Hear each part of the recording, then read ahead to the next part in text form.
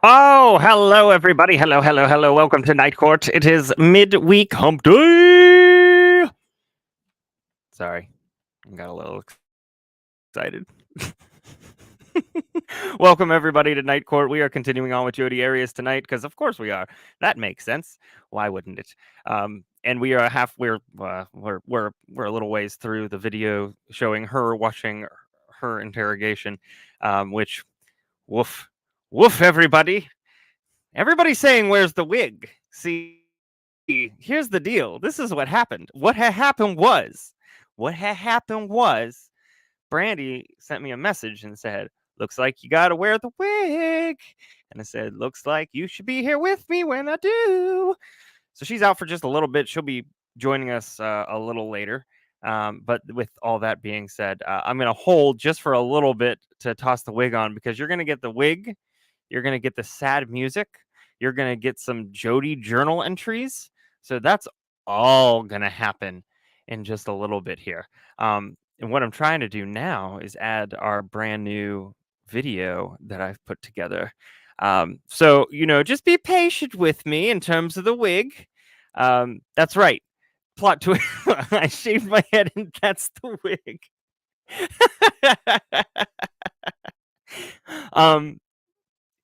Everybody's like, where's the wig? Listen. You stop by for the I'm a people pleaser. It's what I do. I please people. One moment, please.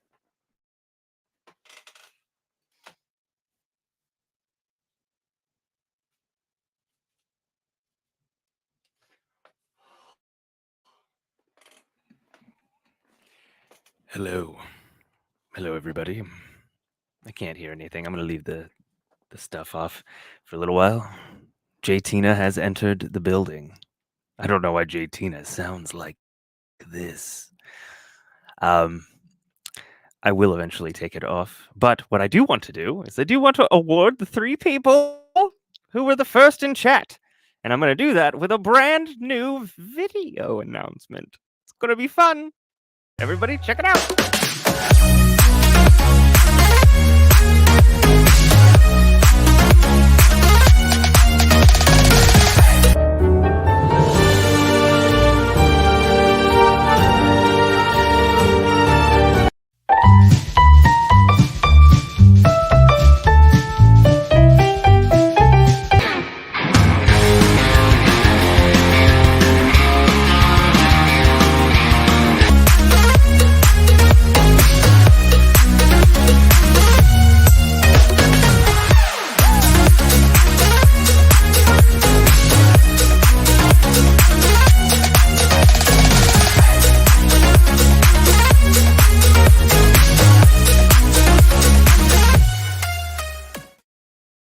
Well, hopefully you like that.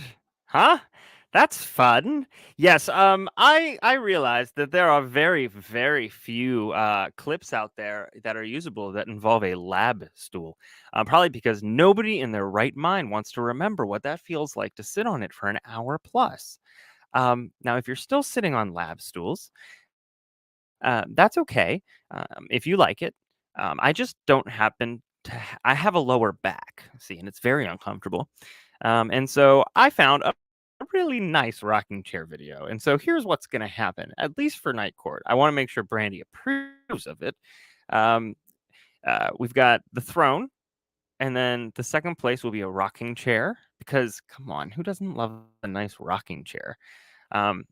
Even if it's to feel like you're an astronaut and blasting off into the moon. And then of course, third place is the beanbag chair. And so that will stay. And it does come with complimentary plastic cover because I don't know what the person before you did. And that's only fair and nice to, nice to do. Do I have a wig? I do not have a wig collection. Although with you all, I'm starting to think I might need to have one. I did start the wig wall. It was hanging up right over there. And so that might need to happen. We'll see. I want to say hello to a few folks here. Let's see. Hello, Sandra. Hello. Hello, Tash. Hi, Wiggle Styles. Wiggle Styles. Wiggle, wiggle, wiggle, wiggle, wiggle. Lisa, hello. How are you doing? I do need my roots done. You are correct. If by roots you mean my beard. Yes. I'm not going blonde in the beard. Fabio! Absolutely. That is a gap in the market. So if you want to make some money, and by that I mean like half a cent to download, you could definitely do it. Surely.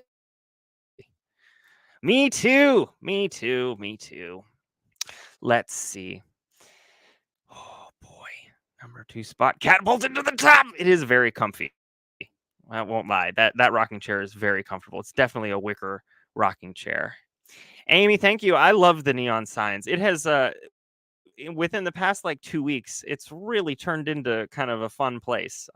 This is thanks to Frankie and Shireen for the neon.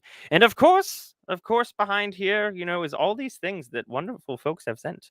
And I'm overwhelmed every time I get an email that's like, you got a package. Yay.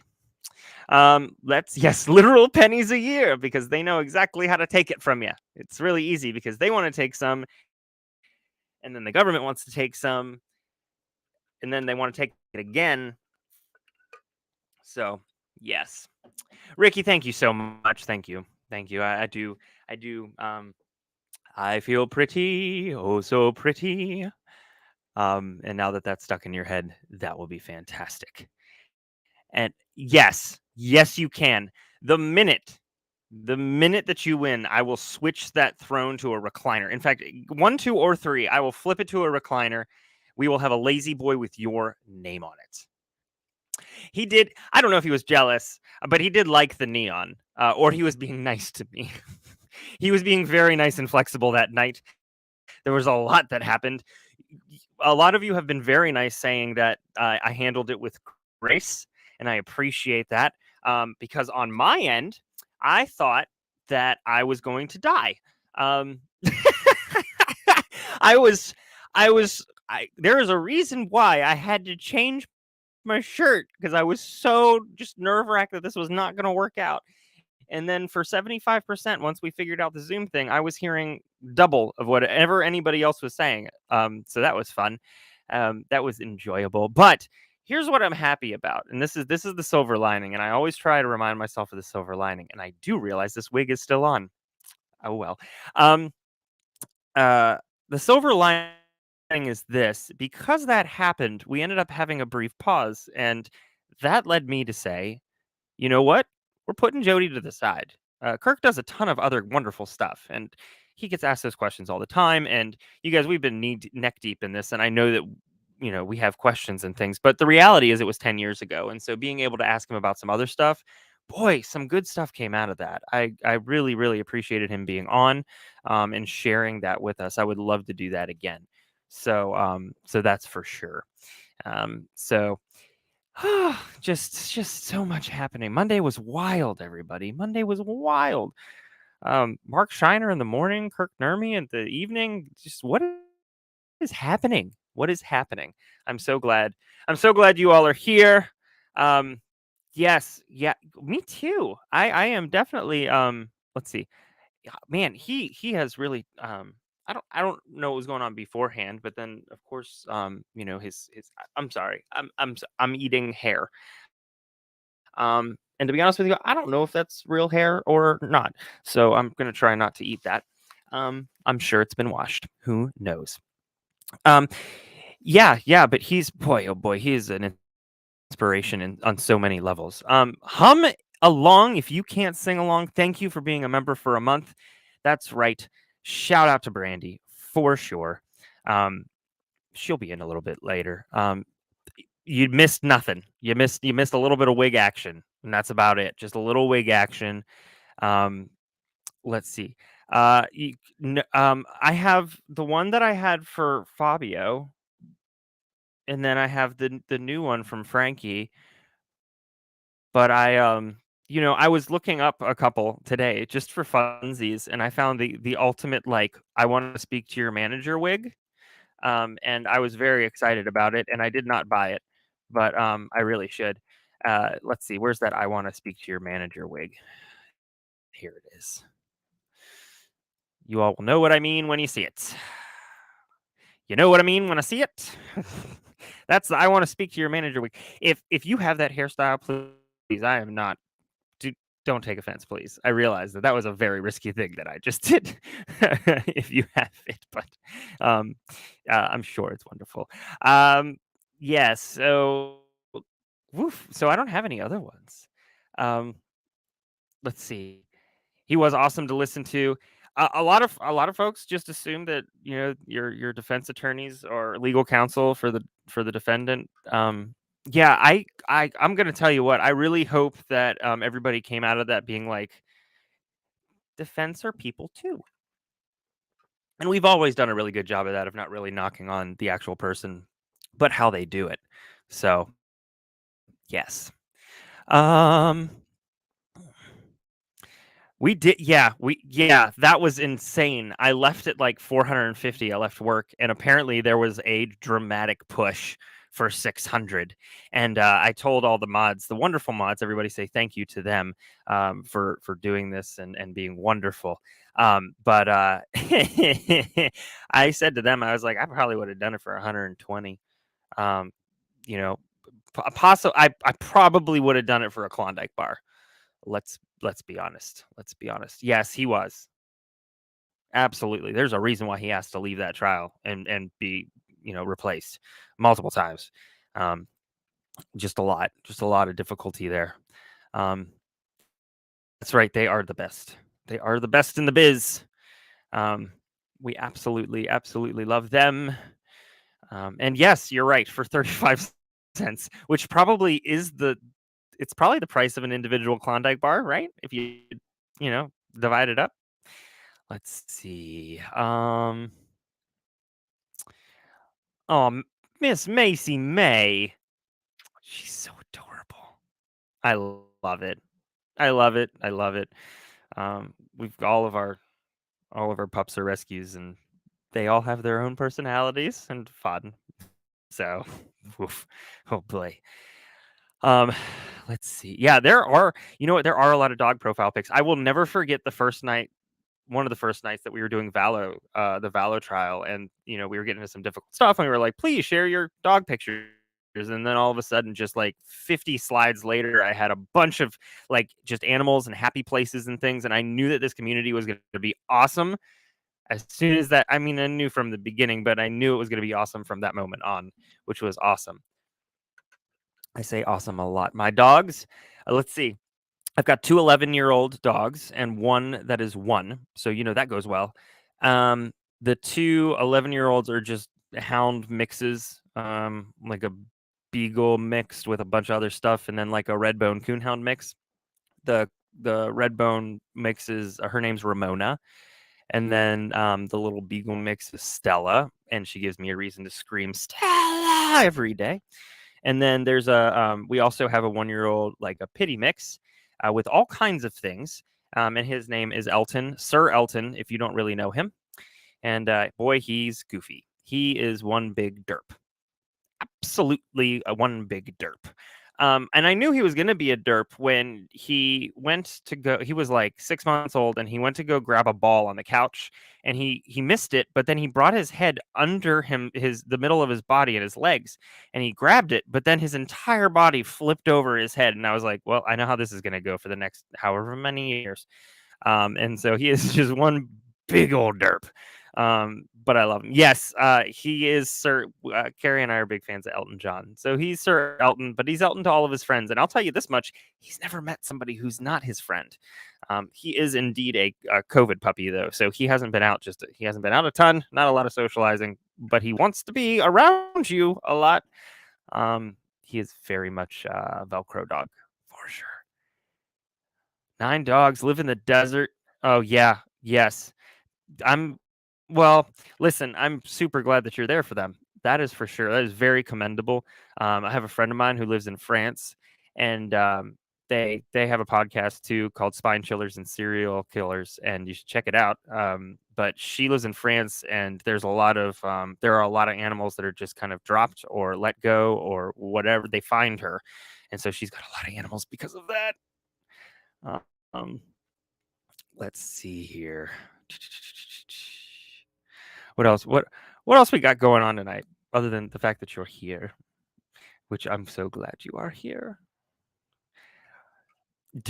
I really like this name. This is a great name for a dog, Jarvis. I love it.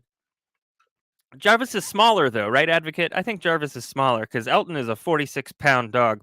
The other thing about Elton that's so weird is that when we rescued him, he was saved from like basically the side of the road with 2 other brothers of his, and they weren't around when we. Elton was the last puppers that we rescued from that group that they found.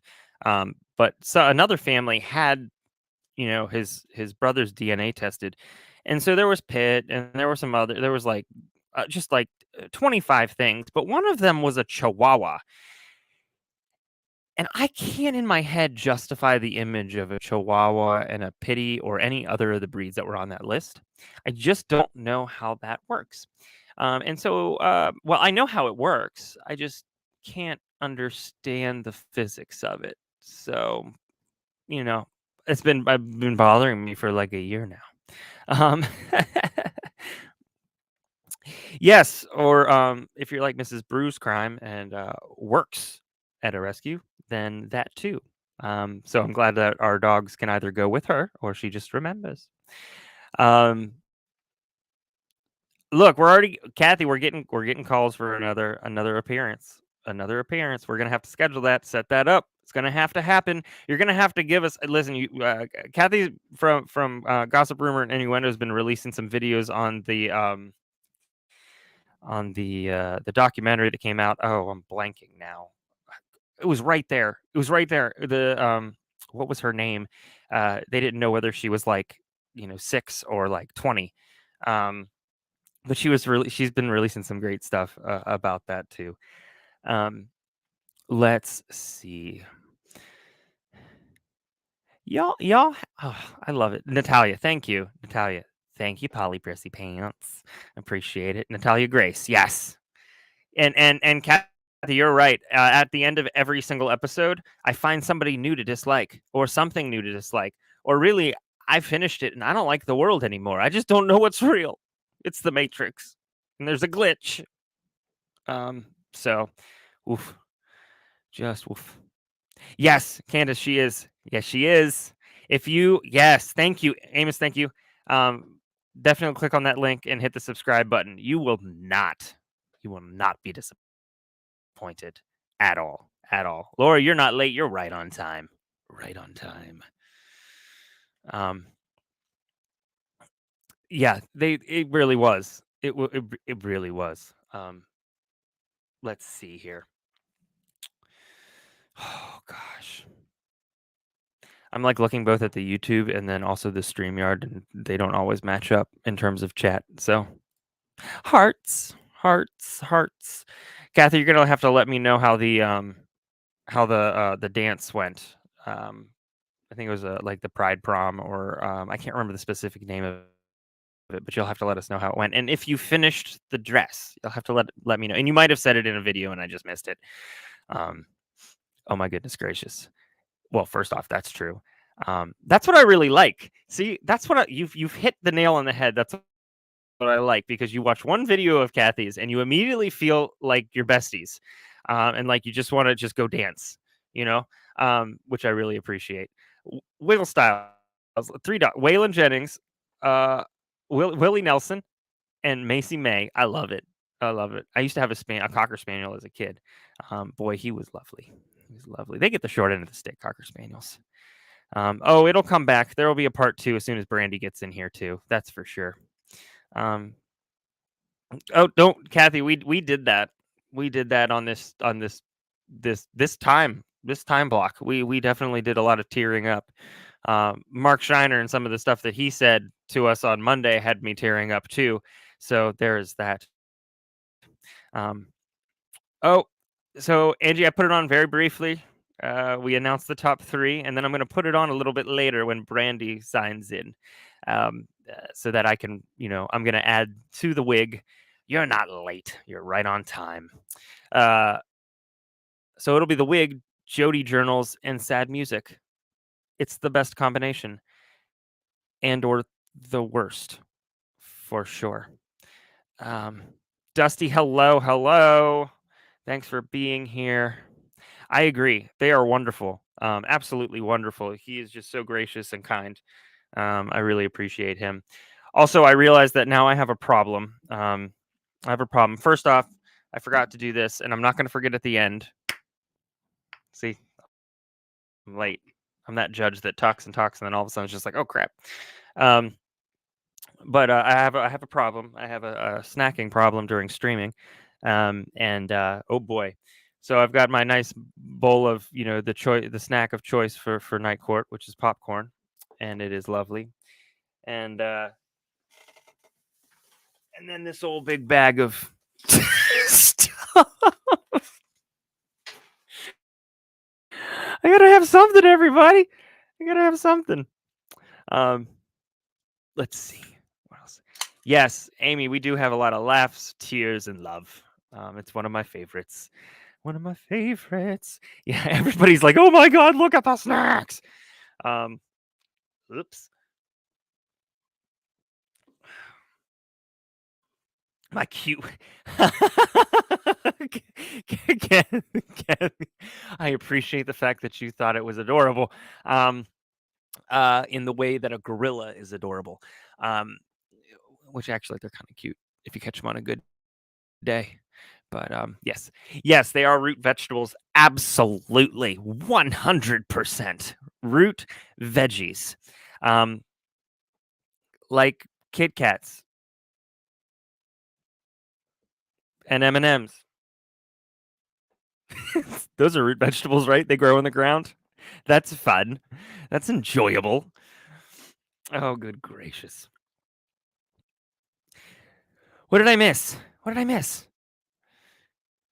What was the idea? What was the idea? I want to know. Or I want to scroll back up to see what I missed. What did I miss? What about we get... Oh, yeah, that would be great. Jill. See, look, scroll up. I found it. That would be cool. I would love to introduce our mods, provided they were comfortable with it first. And whether it was audio or video or, not just video without audio. That seems silly. But that would be kind of cool. So see, there's a lot of, listen, there are a lot of front stage and backstage, and people like to stay one or they like to switch.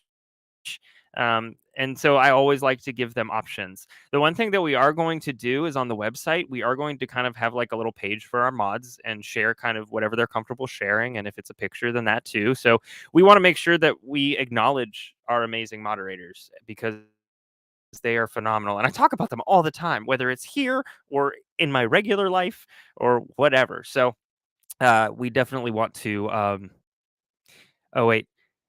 Yeah, so we definitely want to we want to acknowledge them. We think it's really important because of how much they do for us. And we don't always see, I mean, we hear people saying thank you, but we don't always see it. So we want to make sure we give them some space on the website for sure. I knew it all along. I'm Batman. Where's Rachel?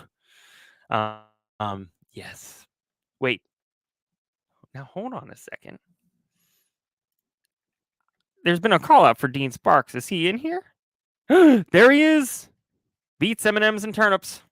That's all I do. Dean, hello, sir. I hope you're doing well. We did, yes, on Monday.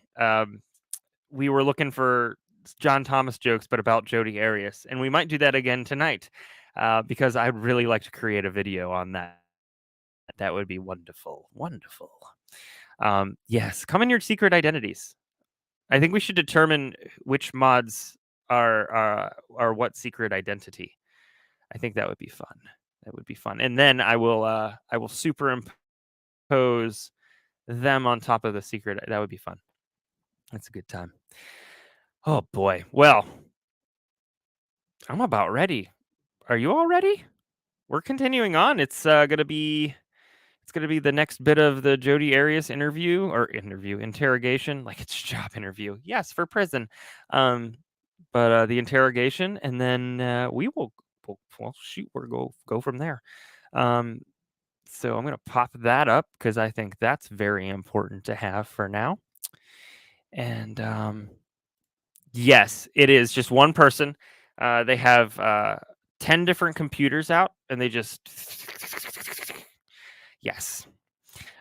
Truly, if you all saw the what happens behind the scenes during chats, especially when chat gets up to like I don't know, like a week and a half ago, was it 1700? Whoa, insane, crazy stuff. Yes, a mod secret identity calendar. That's an awesome idea. An awesome idea.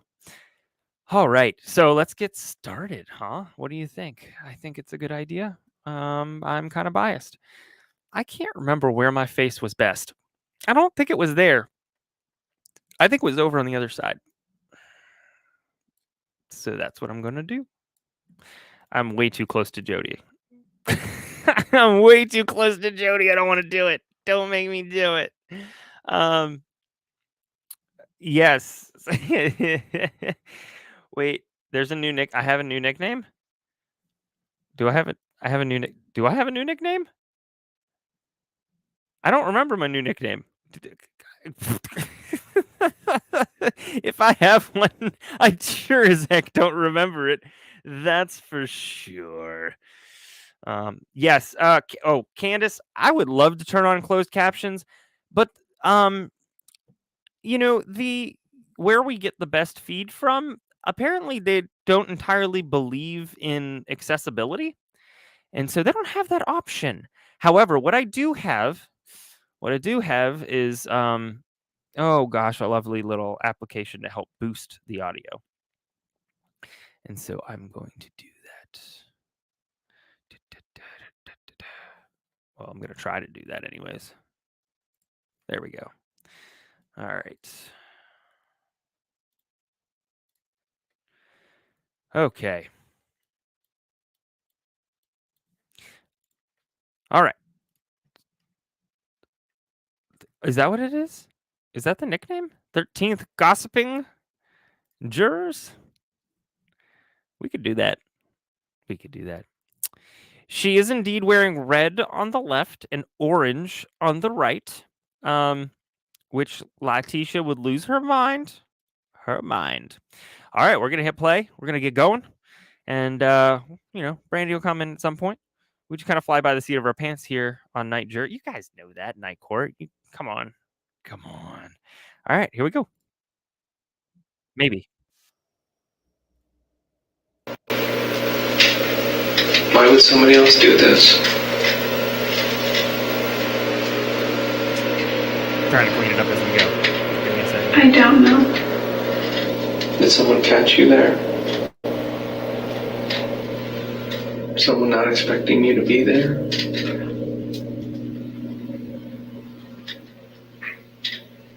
I didn't see my phone. Then who was it?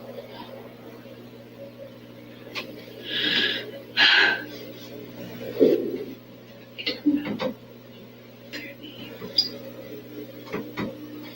Listen, I can tell you. I can tell you everything that I know or that I remember. Okay. What do you remember? From the time you were taking pictures to the time you left. What happened? What happened happened after that last picture was taken?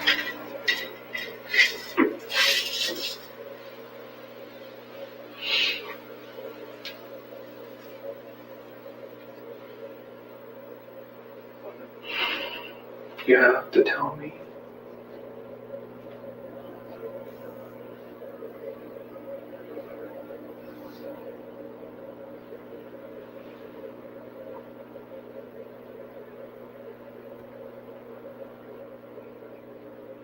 If you want me to believe that somebody else was there, you have to show me. You have to explain to me what happened. Otherwise, it was just you. That's not nice. And if that's the case, that's okay. That's Me, okay Jodi, as and well. Wilmot. It's That better sounds if everyone thinks that. If everyone thinks that it was just you. No, it's not. It is really no idea. I do have No, an you idea. have no idea. Okay, I feel better now. I don't want her looking at me. You're going through your own things right now. If somebody Yes. else was there with you, Yes, we need to know that. I'm uncomfortable. There's just Why no would good somebody spot. do that? Just because you're there with Travis? They didn't say. Hmm? They didn't say. He didn't say? They.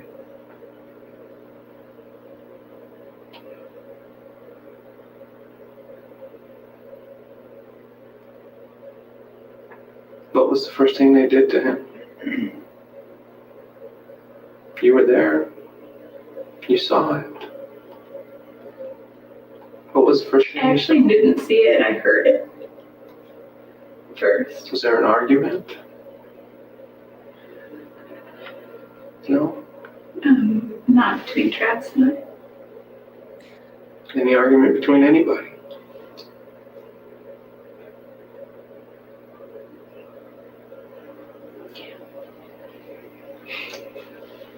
Is there any way I can see those pictures? I just, No, not right now. can I see them soon? I will. No. You need to start letting me know what happened. Okay. You're telling me that some other people were there. You know how much that concerns me.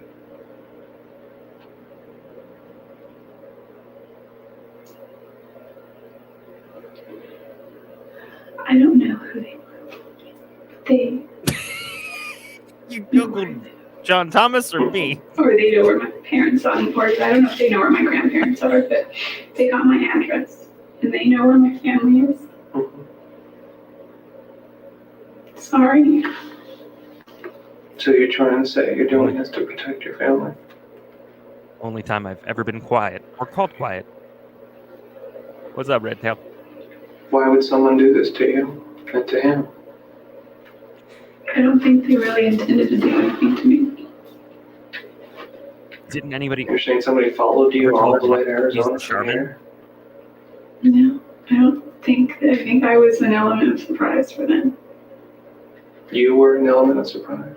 So they didn't expect you to be ARA. I don't think For so. joy, They dude. didn't expect you to be there. I mean, they had to see my car. Is it someone who lives in Mesa locally? I didn't recognize them yet. Well, you have to give me a motive. Why would they do this? Were they going after Travis? For what reason? Actually, they didn't show that part. You but tell we me did this, but you give me no reason. last week. They didn't discuss much. They just argued About what? about whether or not to kill me For what reason? because I'm a witness. A witness of what? Him. With Travis. Of Travis's murder. Yeah, but I didn't really witness it. Didn't see much. I just, Okay. We're ninjas. Oh, You need to make this believable because it is not believable to me right now. You need to give me something. dude. Okay. I just listen. I am listening, Yeah, Jodi. I am listening, I'm and it listening. doesn't make any sense to me. It's fine because my family will. Well, help us protect your family. if that's the case. They got my driver's license. It has a P.O. box on it. Mm-hmm.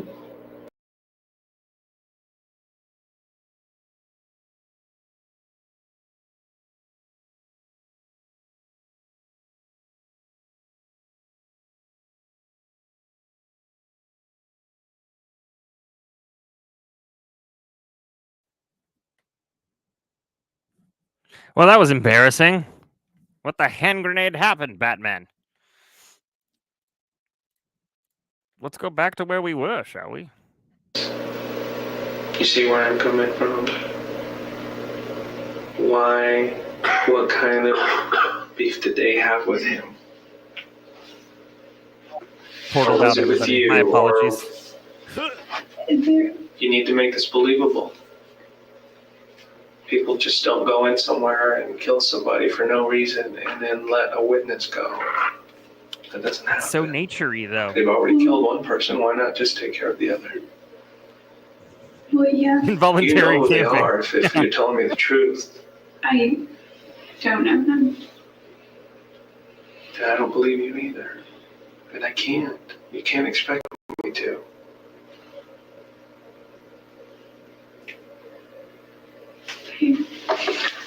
I want to.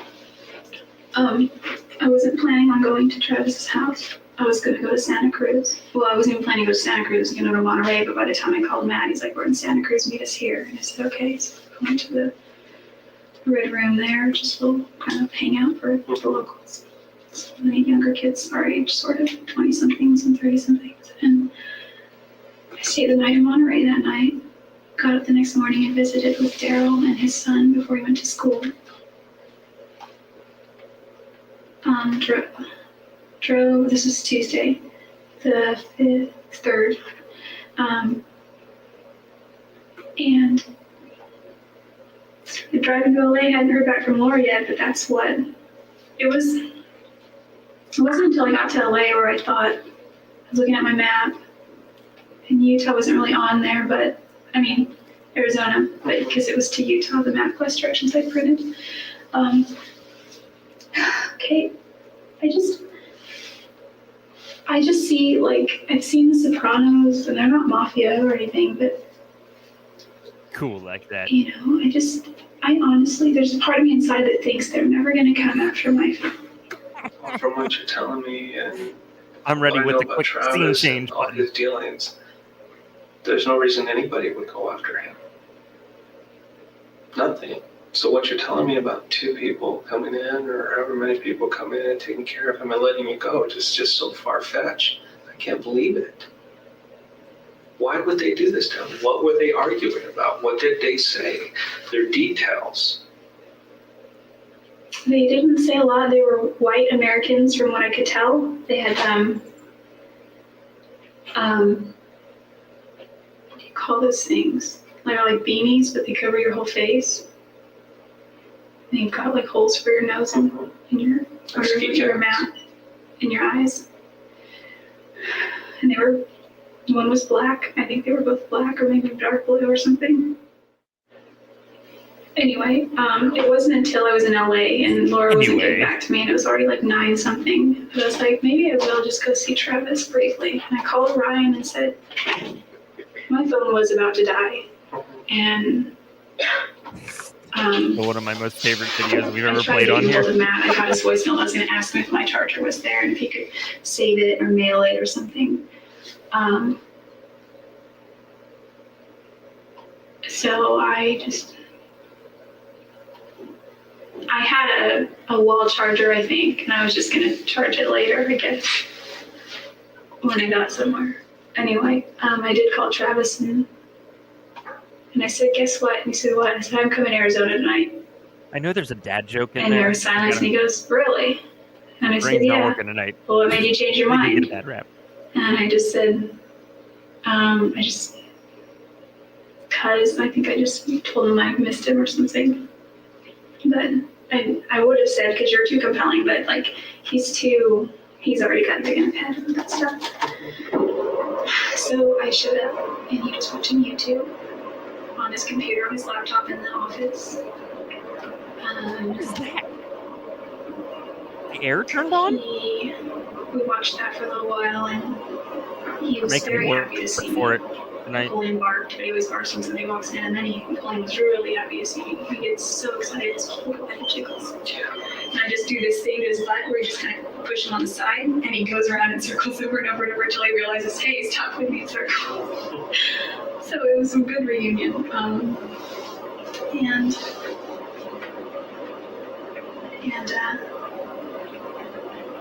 We went, I told him I was tired, I think, because I don't know what his intentions were, or what he thought my intentions were at the time, like if we were going to do anything, but I was very exhausted from the trip, and I just said, look, I think I'm just going to sleep for a little while, and they said, that's fine. So I had slept pretty well the day before, but I was tired from driving all night, so I slept, and he slept, and we It's overflowing because of all the BS coming out of this interrogation.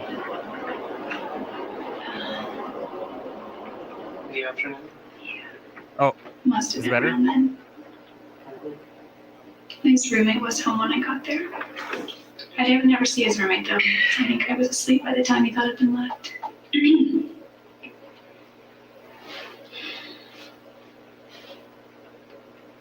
Okay, if you don't believe me, that's okay. I'm trying to. I'm just saying really that, hard. it sounds to me like I'm already in the system, pretty far in. I'm not getting out anytime soon.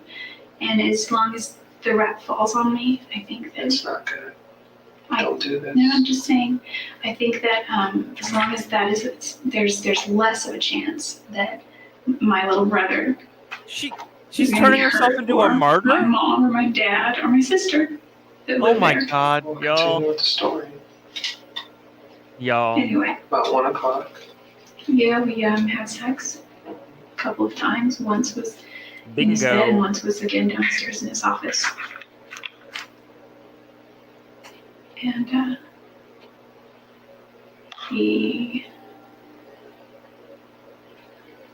don't know what he was looking at. Some pictures that I had brought for him. That can be done. It can be done. He has a virus on his computer, so when you click the start menu on Windows XP or newer, 2000 or whatever, you have like my music, my pictures, my computer. Yeah. You can usually click on my computer and then go to the disk drive and open. You click the Windows and it would come up, but none of those this music, computers, picture, none of that would come up. So he My had some kind of application virus. ethics sound to work out. And then his screensaver was a bunch of little bugs eating up his screen. It was just weird. And he said that was from the virus too. I was like, that's a cute screensaver. He's like, yeah, it's my stupid virus. So Go grease lightning. for some reason that was frustrating for both of us because we couldn't look at the pictures. And they were from a lot of our church history trips, which are on my other external drive, which I haven't been able to access for long since after Christmas because it just quit. And I just haven't had the money to spend to get all that stuff back. So you guys worked with that. And you never will again. Yeah, we had 3 discs, I think. Okay. Yeah, 3. And So what time is this now? You guys are messing with the computer. I don't really remember. It was after we had done A couple hours or an hour or so later. Yeah, maybe Okay. afternoon. I just, he had been cleaning his house.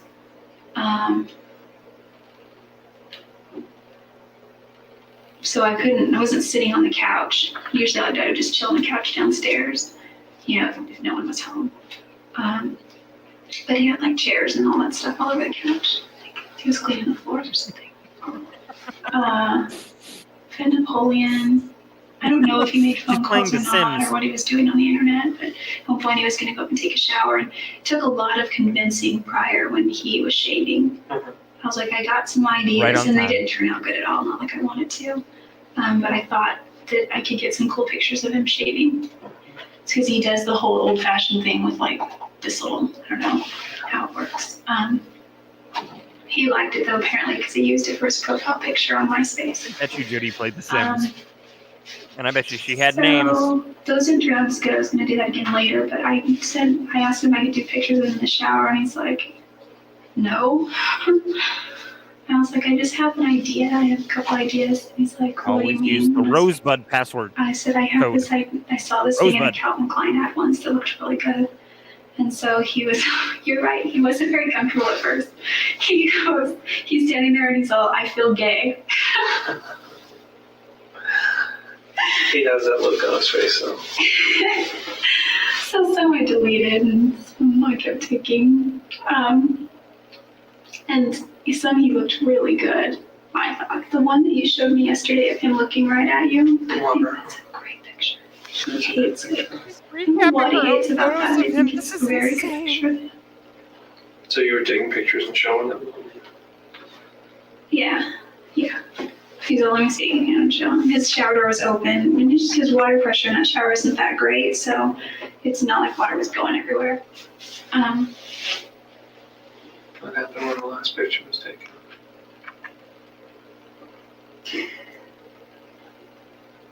He was kneeling down in the shower. I don't remember if this is his shower and the sink is over here. I was like right here taking pictures. And I don't really know what happened after that exactly, except I think he was shot. Where were you? If this blow is your his nose shower, and get it I'm in your sitting hands here. at I the was same like, time? well, if this is his shower, I'm sitting here. I was like right here Don't on you my love how knees she in his remembers bathtub. I was that right and here, and I nothing was taking him here. And I was just going through the pictures, and I heard this loud ring.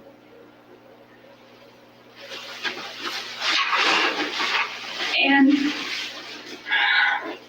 I don't really remember except Travis was screaming. I think I got knocked out, but I don't think it was that long. I know I got knocked in the head, and I've gotten knocked in the head once by my dad when he was just really mad, and it wasn't like, actually he didn't knock me in the head, he just pushed me against the wall, and I hit my head, and I fell. But in this case, I think it was similar because he was screaming, and I was by the bathtub.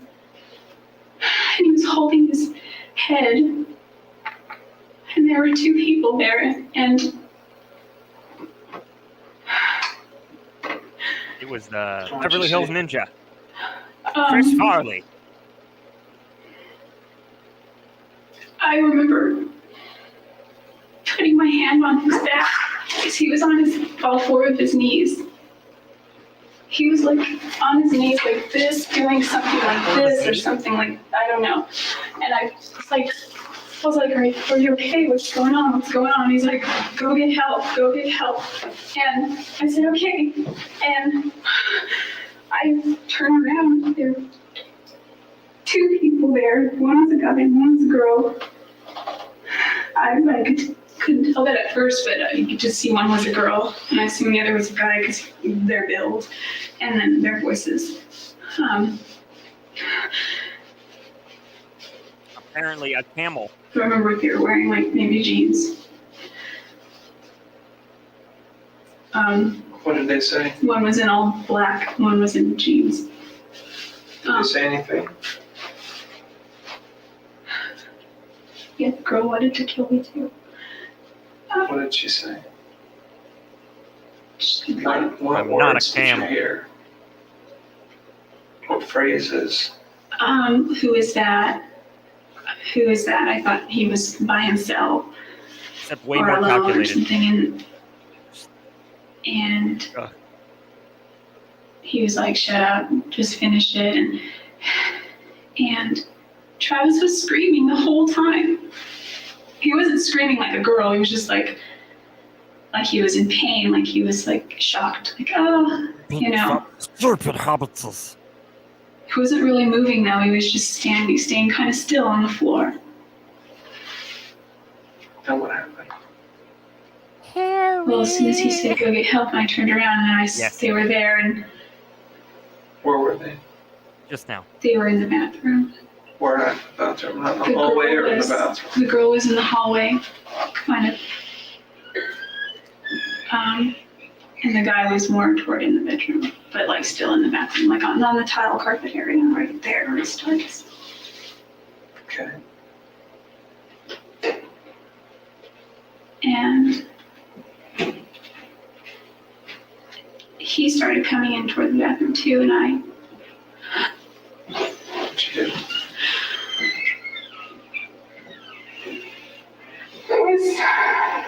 What happened? What happened, Yes. Jodi? The only answer is yes. What did you see? No. Out of like a little pit. You took off?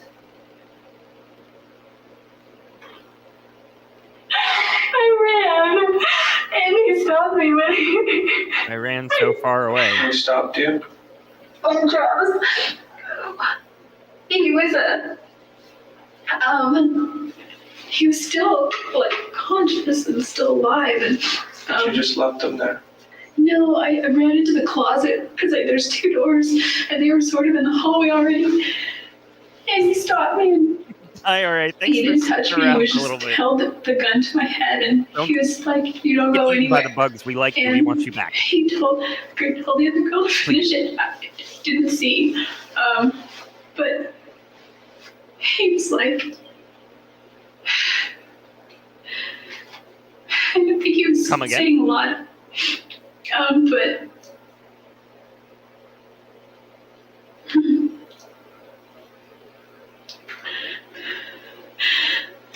What happened? He told me to stay there and not to move. And where was that? In the closet? Oh, yeah. No, it was I was like this. Sorry. Draw you a diagram. This'll be fun. It's his bedroom. Okay, and then you got the long hallway to his bathroom, a sink. And you have the closet here. Mhm. And then you have a shower. And then the bathtub right there. And then there's the toilet right there. That right there. Okay. Yep. This is the sink. Then his bedroom is. There can only be one Brandi, Churchwell. Door there. Mhm. His bedroom. Yes, exactly. And so his closet is kind of like this position. So I ran this way Creating the because sequel, are we? he was walking this way and she was already right here. And then he stopped me here and he said, "Don't move." And Travis was here or somewhere whereabouts, and he left the room for a minute. And I didn't have my stupid phone because it wasn't charged. And Travis's phone's downstairs, and I didn't know his roommates, I didn't think were home at the time. So, like, I was just trying to think if there's any way I could call 911 or call or get out of the house. There's no way out except downstairs. His windows are, Roll one. they're 2 roll stories two. for one, and they were hard to get to. We had stuff here and blinds and screens and window coverings and, I mean, from the outside. And Okay. I just, she was over him, and I just rushed her and I pushed her. And Terry, thanks for gifting the there was- membership. Aspiring court reporter. Congrats. Here's one. Welcome. Travis was bleeding back. everywhere. Oh, this is less. What Well, was she doing to him? way to ruin it, Jodi. Because he'd been shot at this time, right? Yeah, but he was still alive. Mhm. He was still conscious even. Like, Still talking. he wasn't talking or saying much, but I could tell he was breathing. He seemed like he was breathing calmly, I think. He wasn't like, he was just there. I really remember. It's such a blur. Okay. And so you did what now? You pushed her? She's a little bit bigger than me, not really in size, but height.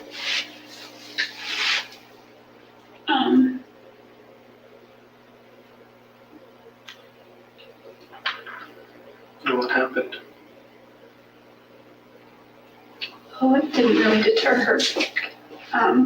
Did she have any weapons on her at all? Yeah. What'd she have? I thought she was the one with the gun, but maybe she had the gun, but he had a gun. So there were 2 guns or one gun, I don't know. But she's the one who shot him, though, right? She was the one here, and he was back here at the time when you saw them. I would that think like so, bottom. because, I mean, I don't know. I got hit here somewhere. I don't know. Because when I woke up, he was screaming. And I saw her at this point, like right here, and walking either back. She must have been walking back this way. And I saw him sort of following. And that's when he's like, finished. And then I started running this way, and he stopped me, and then he left the room for a couple of minutes. Why did he leave? Hello, Maybe, puppet. I don't know. Okay. So He's what like, happened "Don't after? you What move." happened after you pushed her? I got Travis, and he wasn't like standing up really. He wasn't really doing much, and I was trying to get him, and she came back. I got him kind of far, like right here. She came back, and he was starting to just get weaker and weaker. And this guy came back in, and she said that they Good night, Ricky. to do me too, because I was there. And he's like, no, that's not why we're here. Yeah.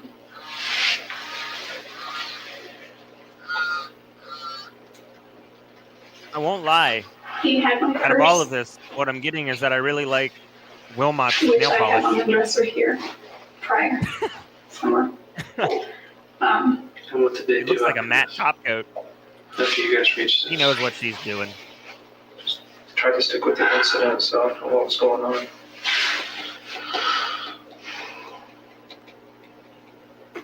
She came after me, and he stopped her,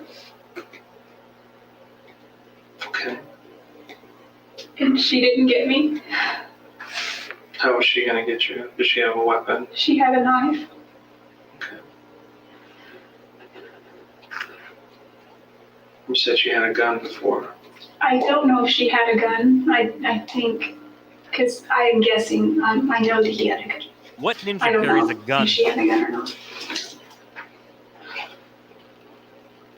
So she was basically the aggressor. Yeah, unless he took a shot too. I don't know. But it seems like from what you're telling me, she was the aggressive one and he was the more passive.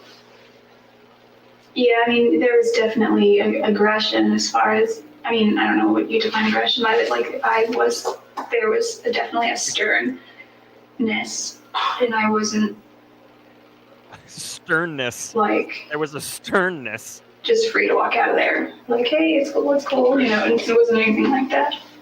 Only the best. Only the best the justice system can provide.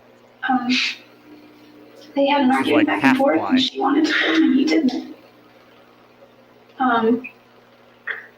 Why didn't they kill you? Just because he said? He said that's not what we're here for. The show, yes. Did they say why they were there? The government overwatch, yes. No. It was obvious they were there for him. They didn't say why. So it seemed like they knew him, obviously. Yeah, but he didn't seem to know them. I mean, he was a little out of it. Plus, they had masks on anyway. But he didn't express any kind of recognition. I could talk. He was able to say, go get help. And at one point he said, go to my neighbor's house. Go to my neighbor's house. So that if he there was just no way. Did you see them hurt him anymore?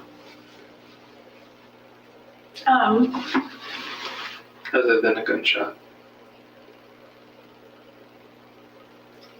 She had a knife, and I don't know. He was bleeding everywhere. It was like when she rushed me afterward, or she came back, I rushed her, but she kind of came back at me.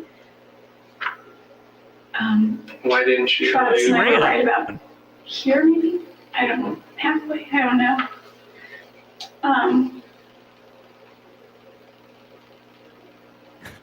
And She's- there was a little bit She's of like a struggle John Madden drawing up a football play. with her, and Go over here, and then boom. I was so scared. I'm not a person who fights. Oh God. I'm not a person who knows really about self-defense. I took some classes once, but it was like 8 years ago, and I've never been consistent with it. Okay. So I wasn't sure. I just knew I had to hold on to her hands because she had a knife.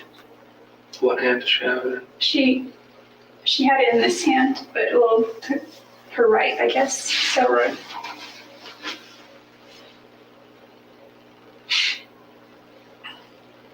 What happened? So you didn't see her hurt him anymore. He was just bleeding. Where did he end up? When I tried getting him here, he said, go get help. And when I came back this way, pushed her, and he said, go to my neighbors, go to my neighbors. And I wasn't like, no, but I wasn't gonna leave. If I couldn't leave without him, I was trying. I felt stupid already for trying to run this way. I was gonna go to a phone. And he was like, I just said, come on. You know, he was naked, but I didn't care. Just come on. And he's like, I can't. I said, come on. He's like, I can't feel my legs.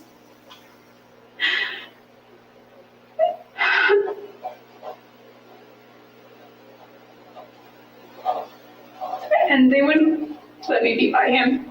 Were you clothed at that The time? judge. Or were you also nude? Yeah, it was close. Are those the pants that I showed you the other day on that camera? I don't think I have pants like that. What? I don't know. I've got a lot of clothes. I'm trying to remember the clothes that I took to that trip. Oh, I do have another pair of striped pants, and they're gray always. though with a black stripe. I don't think they were those. I don't know. Okay. So what happened after that? Debbie, you're right. She did. They had a conversation about killing you two, and then they decided not to. She really wanted to. What happened then? From there, they were. I was here, like his armoire or whatever it's called, with his TV was here, and I was right up here, and I had to stay here. And I was calling his name, and they were like, "Shut the hell up." And I was just, I don't know if I was crying. It was all just like, it was so weird. Welcome to the new game show, Who Stole My Pants? He was going through my purse, and he pulled out my wallet, and he just took some cash. I had, though, my cash stashed in the jeans I had worn, like a good chunk of it, not like $80, stashed in 420s in the back of my jean pockets, which were in my backpack. But I had some cash in here, not all of it, though. Okay. So he took that, and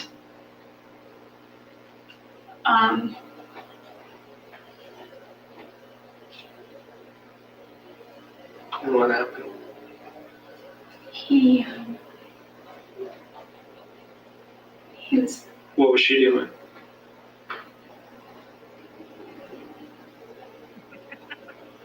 she was like right here that time.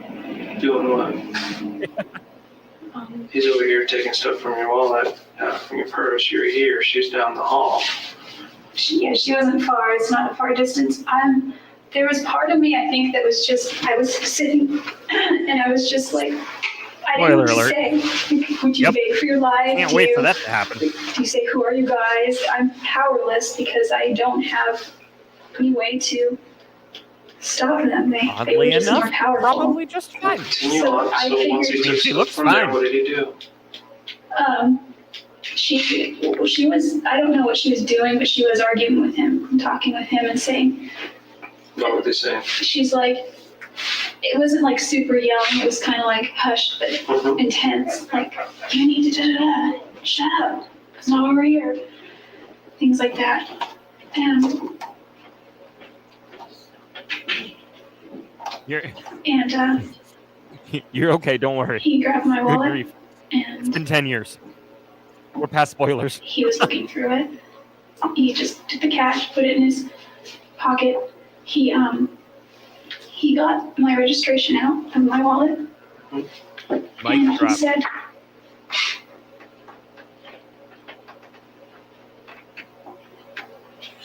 What do you say? Merch.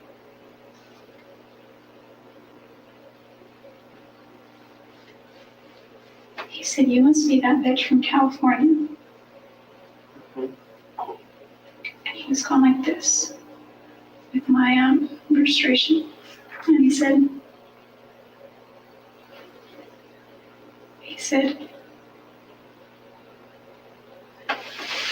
if you ever Maybe. I mean, say she's on the anything list. about this, She is on the list.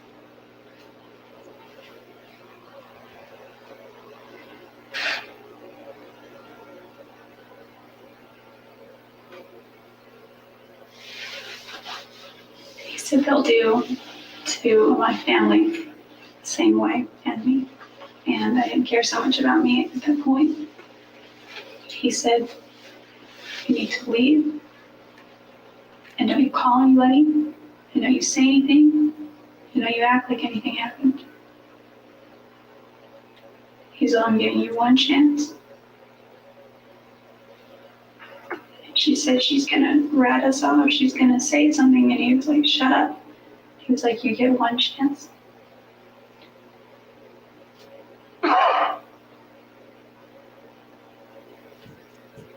Is that when you left? For a second, I was confused. Leave now. That cleared it up. And part of me didn't want to leave. Travis was still alive.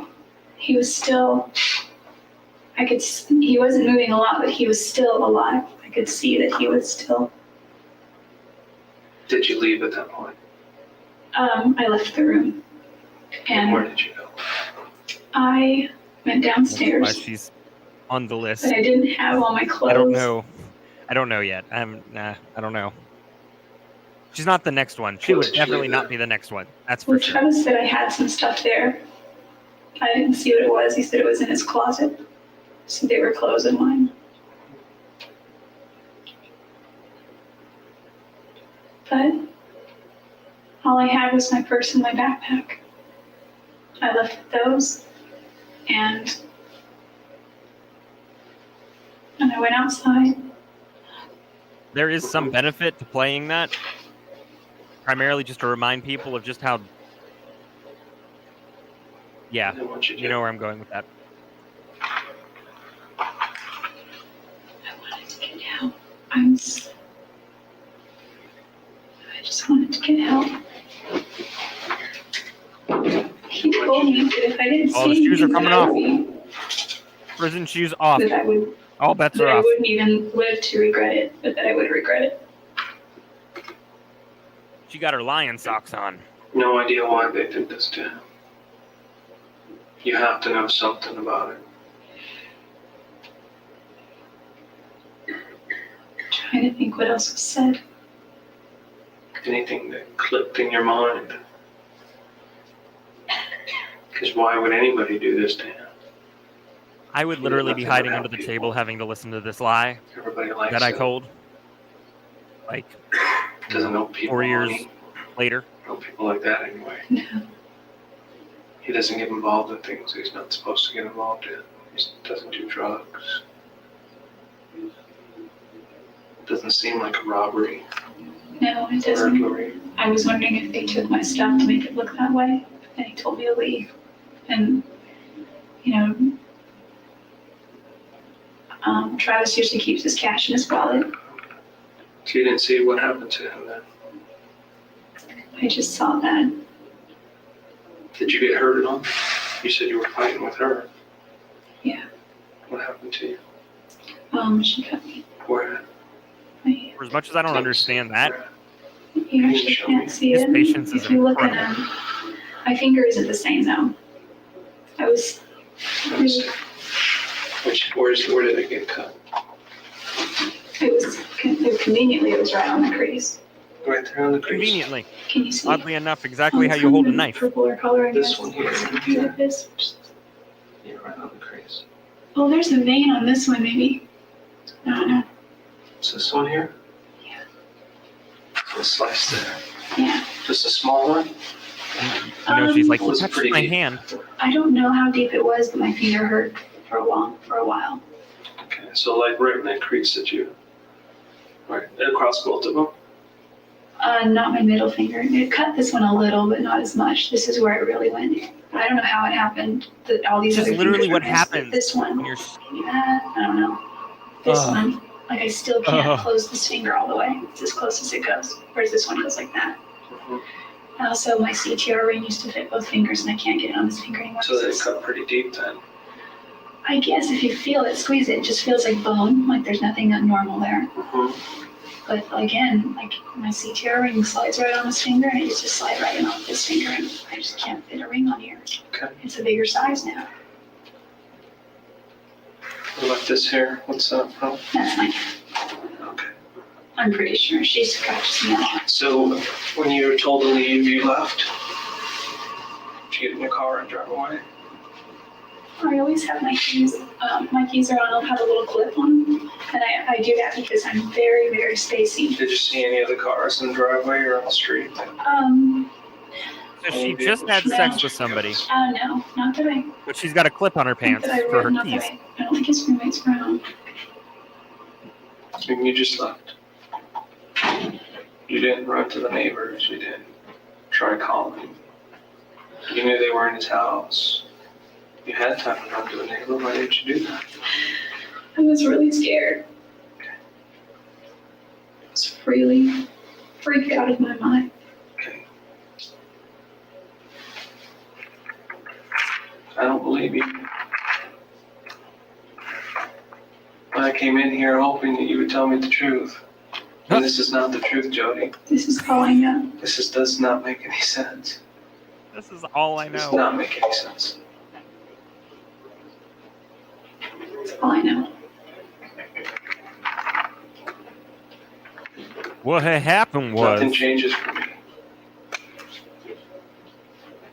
I didn't think it would. Mike meet drop. I feel responsible because I feel that I could have done more. I feel that I should have gotten help. I feel that I should have been stronger. You feel responsible because you did this. I did not. Jodi, you Travis. did. You did. And there's nothing you can say that'll change my mind at this point. This is an elaborate story which does not make any sense. Two people come in, first two white males, and then later you change it to... No, I don't think I ever said white man. Yes, you did. When? At the beginning of the story. Oh, it was one. And then you change it, oh no, one's a female. Oh, it was female the whole time. I said I wasn't sure at first, but you could tell by their build. It doesn't make any sense to me. And there's no reason anybody would go after him. There's nothing in his past, nothing in his, at that time that he was going through that would cause somebody to do that to him. And the fact that they left you alive and let you go, that never happens. Why would anybody do that? Why would somebody risk the chance of getting caught? Just let you run out the front door when they're upstairs in this house, killing somebody, knowing that you could just run across the street and tell somebody. It doesn't make any sense. Does it make any sense to you? It doesn't, does it? No, they argued about it. It doesn't make sense. I thought for sure I was dead.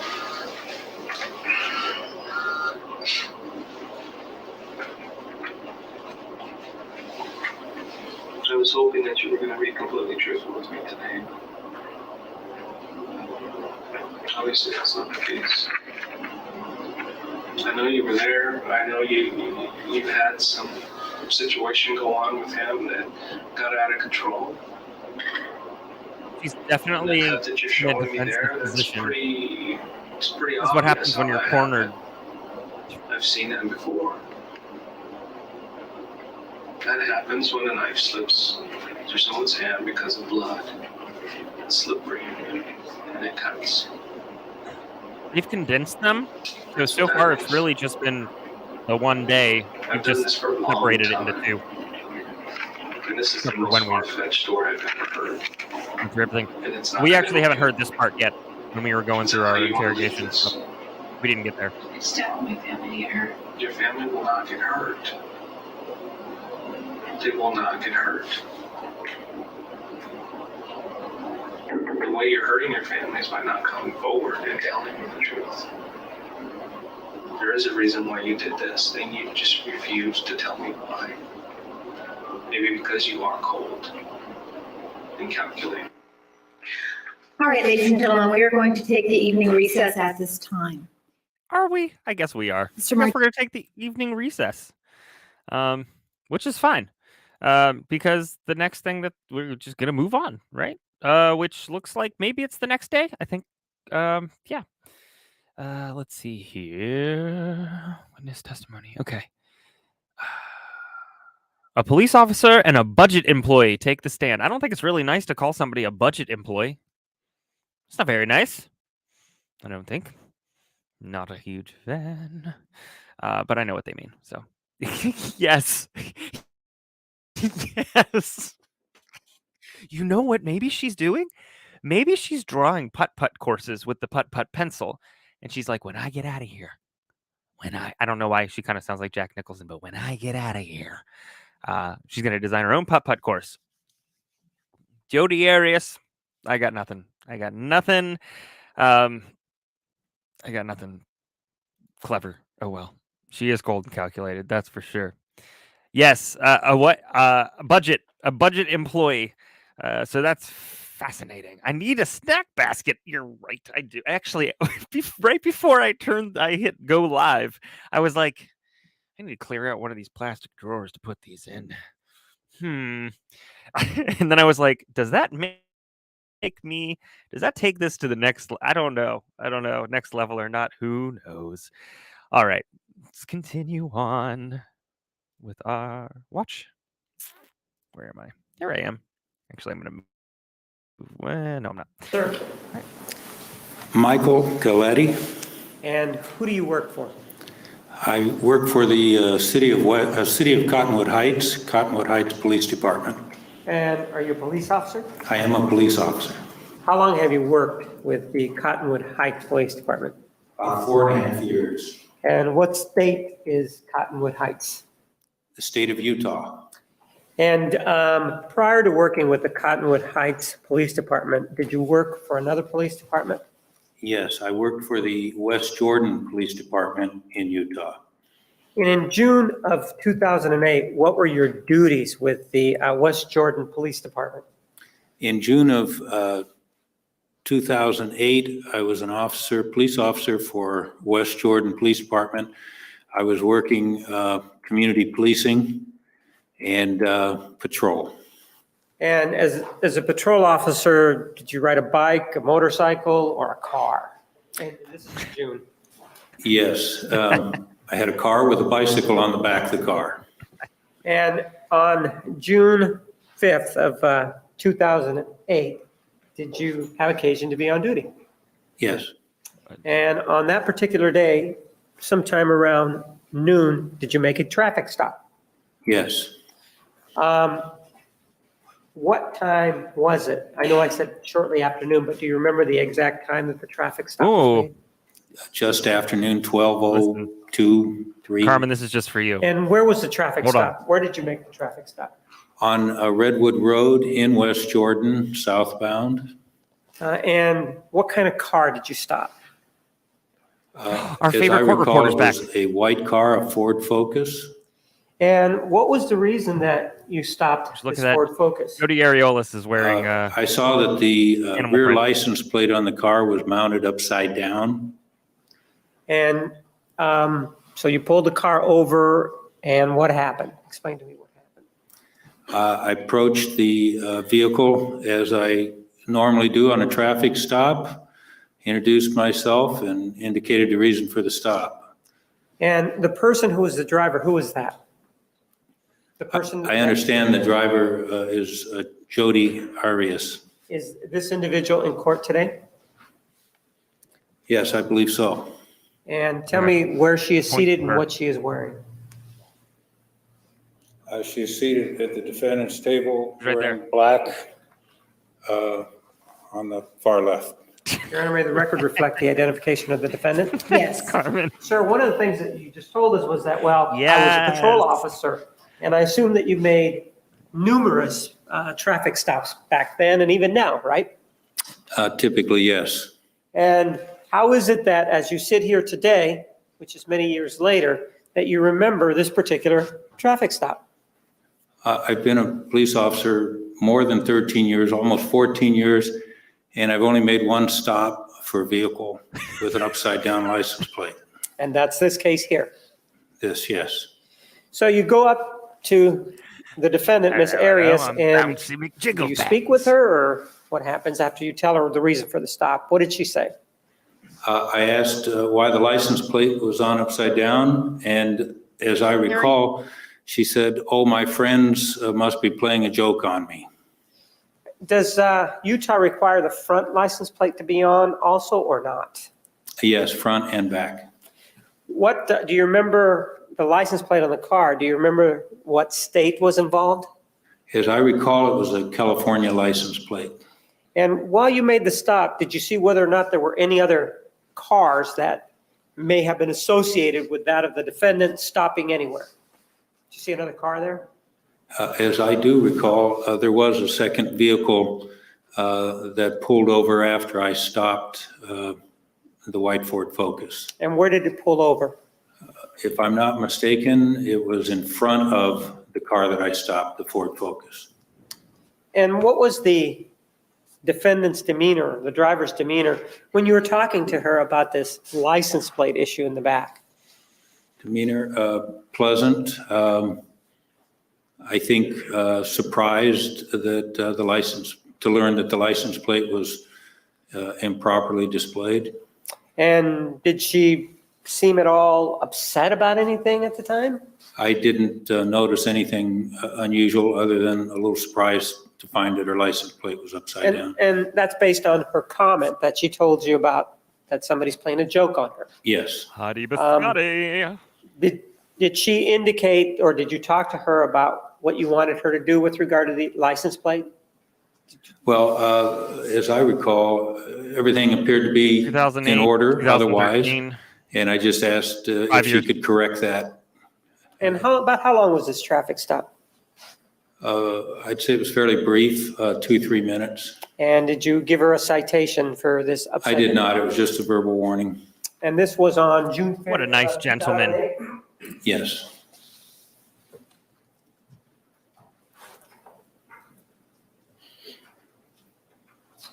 I don't have any other questions. Thank you. Cross-examination. Good morning, officer. Good morning. Oh, no. Was there, when you made this traffic stop, you mentioned that it was you noticed the license plate was upside down, correct? Yes. Okay. So there weren't any other traffic violations or anything else that would have motivated you to pull this car over? Is that correct? None that I recall, no. Okay. And have you reviewed your report recently? Would it have been documented in your report if there was any other reason? No, I would not have made a written documentation. There would be a radio log created by the dispatch agency. Okay. But you don't recall any other reason other than the license plate being upside down? Just the license plate. Okay. And that caught your attention? Yes. Do you remember where you were as in relation to this Ford Focus when this license plate caught your attention? Well, what I recall is that I was southbound on Redwood Road, which is a main artery road in that community. And it's typical that I would be looking at license plates, looking for Good night, expired Marilyn. tags. Briefly, I'm waiting for you. So it would not be unusual to see something I mean, it would not be unusual that I would initiate a stop on something as unusual as an upside-down license plate. Yeah. I understand forget that, and maybe I should be more specific with my question. I was asking where you were located specifically in comparison to the Ford Focus. Were you in a lane behind it? Were you in a lane to the side of it? How did you make this observation of the license plate? I can't say specifically. I was behind the Ford Focus. Are you not Redwood coming Road on? has probably If not, that's 3 fine. lanes in each direction and a center to read safety the lane. Letters myself. I can't say which lane I was in, and I can't say today which lane the Ford Focus was in. Okay. Do you remember there, you said it's a 3-lane road. Is that 3 on each side, or is it 3 altogether? 3 southbound and 3 northbound. Pretty busy road then, right? Yes. Okay. Several cars on the road? Typically, at that time of day, there would have been moderate traffic. Okay. So this must have been something pretty eye-catching to you, right? Seeing this Yes. license plate upside down? Yes, It stood out to you amongst all this other traffic and all these other things on the road? I'd say yes. Okay.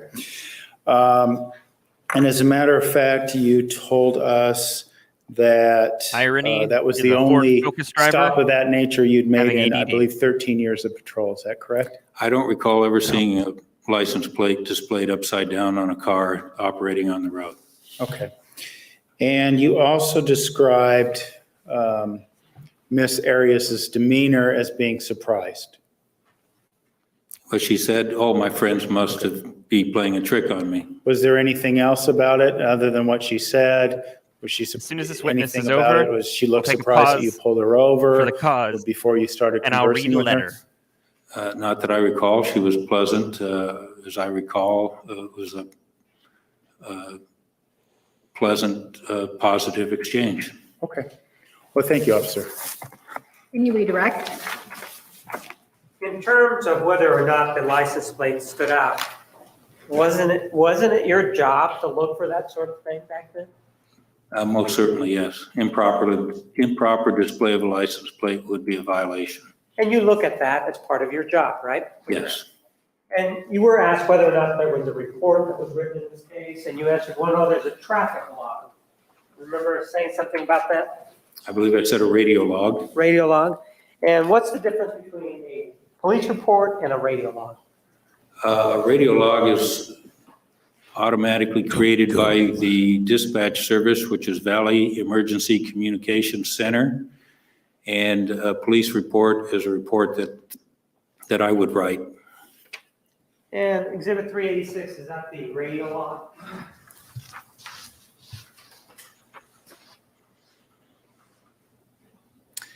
Yes, this indicates a West Jordan Well, police. don't say what that is the radio log. That's the radio log I'm referencing, yes. I don't have any other questions. Thank you. Any questions from the jury for this witness? I see no hands. Thank you. May step down.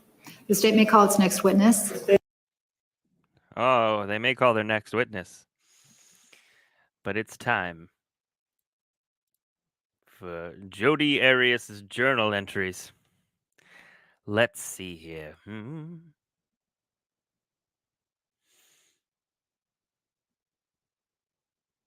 Ooh, this is from August 2002. That's a while back. I don't know if you guys have, has anybody read that far back in terms of journal stuff? You guys probably haven't, and honestly, I wouldn't blame you for it. One moment. Let's see here. Okay. Oh, Jesus. It's gonna be all over Twitter. Oh, that's what I do. I have no shame. Oh, the wigs are coming.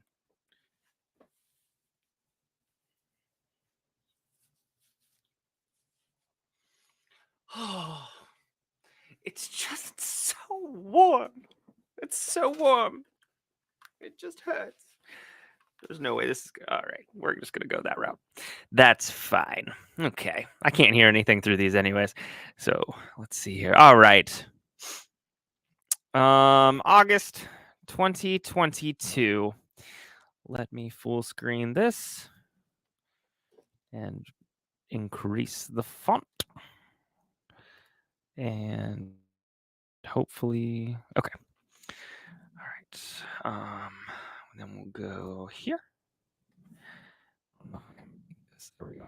All right. Would you look at that? All right. What time is it? It's time for sad music, right? All right.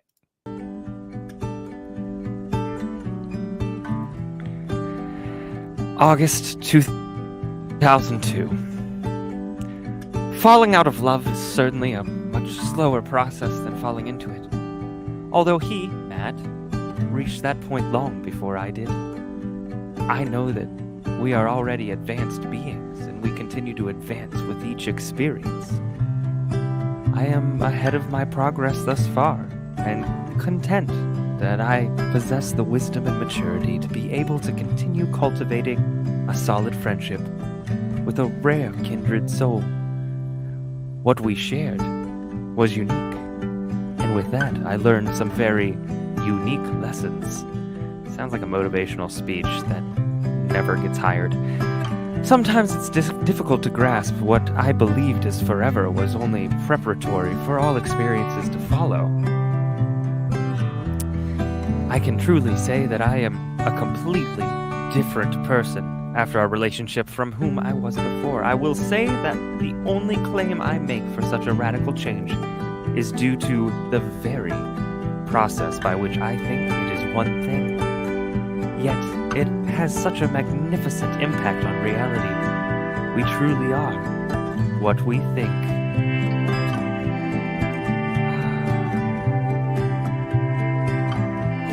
You know, honestly, it's not that poorly written, to be honest with you.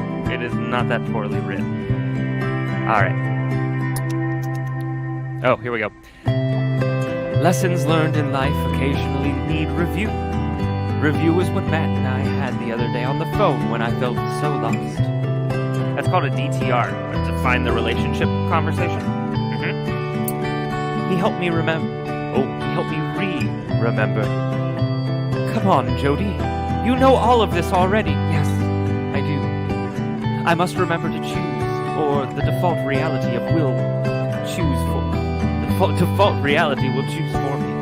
The reality which stems from unmonitored thoughts and unchecked feelings. I must always remember who I am. I am a child of the infinite creator. I am a child of light. I am a spiritual being having a human experience. How exciting! Taking into consideration the illusion we've so heavily bought into and relied upon for many lifetimes. Time! Oh, yes, this is good. It gets better. Shall I continue?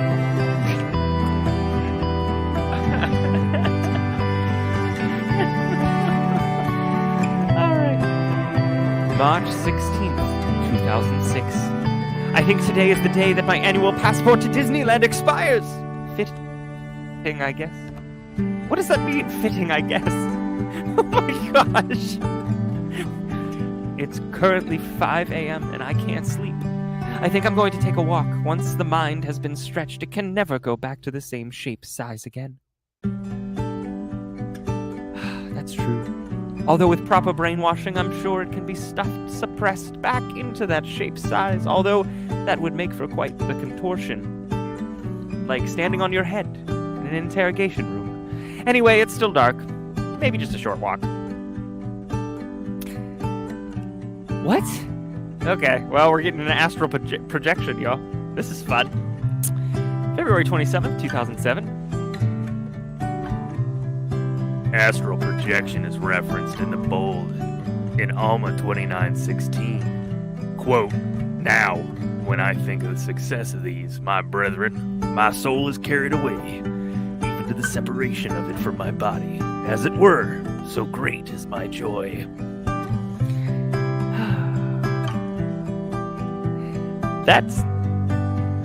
Is it a book in the Book of Mormon? I don't know. I have to look it up. Not sure. Various factors can cause OBEs. What? Okay. Including including extreme duress, exhaustion, or emotional states both high and low. That is only to name a few of the factors that can trigger astral projection. I have no doubt that as Alma was filled with the spirit and simultaneously experiencing extreme joy, that he most certainly had an out-of-body experience.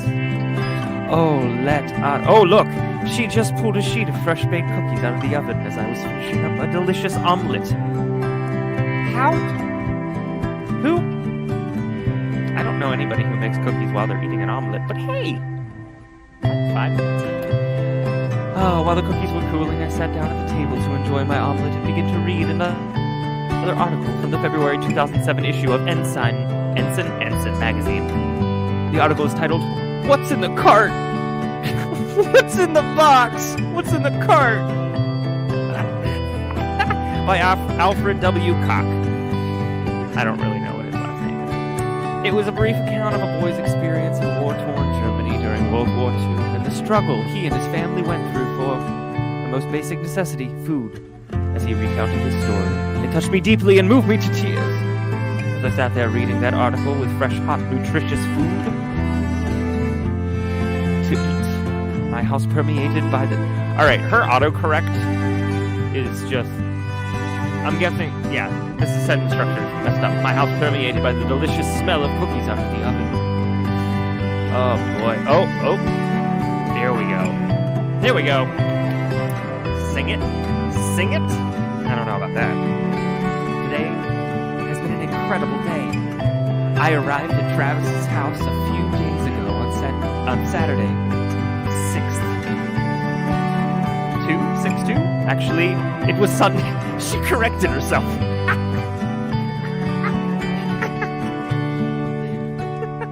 I arrived at Travis's house a few days ago on Saturday. Actually, it was Sunday, very late, around 2 a.m. I drove there from Palm Desert, and it seemed to take much longer than usual because I drove at a much slower and safer pace than I have in the past, partly owing to the fact that I was in no hurry to get there. Partly because the last thing I need right now is another ticket, because apparently I drive with my license plates upside down. And partly because I made Travis a promise to drive more safely. Turn down the music, please. I can do that. There we go. He was very happy to see me, and we went to sleep soon afterward. Before I arrived, however, he texted me. Said I had to bring Gatorade, OJ, and TP as a means of passage into his house. What is your quest? What is your favorite color? Oh, that's what that reminds me of. That and a few detours on the freeway contributed to the delay in my arrival. But I refused to let that spoil my good mood. The next day on Sunday, it was steak conference in T's Steak. What? There were some great talks, including one by a 10-year-old girl. 15 reasons why I love Jesus Christ, and another elder spoke. Later, T and I came back from his house, and he went upstairs to take a nap, and I got some food. Then Dan Freeman called us to let us know we were late for dinner. So I woke T, and we jammed over there. Oh, that is definitely a mid-2000s. We jammed right on over. We had a great dinner with Dan Desiree, their sister, and their mom and dad.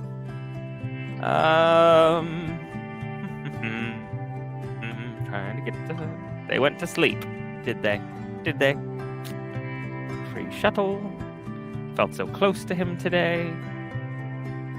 Let's see. We'll do one more thing. Oh, here we go. I've had a good feeling about...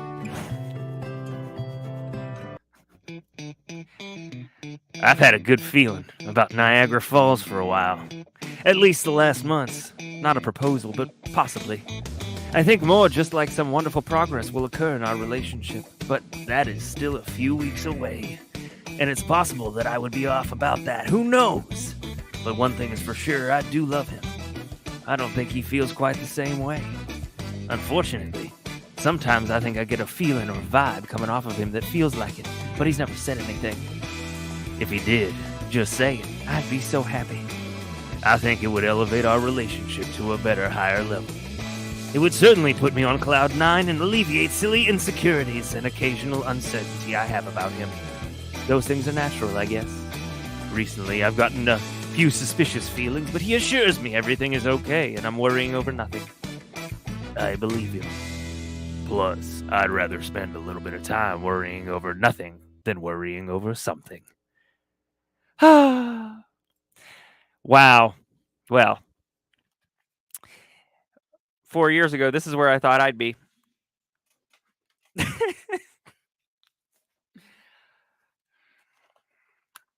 And that, my friend, is Jodi Arias in a nutshell.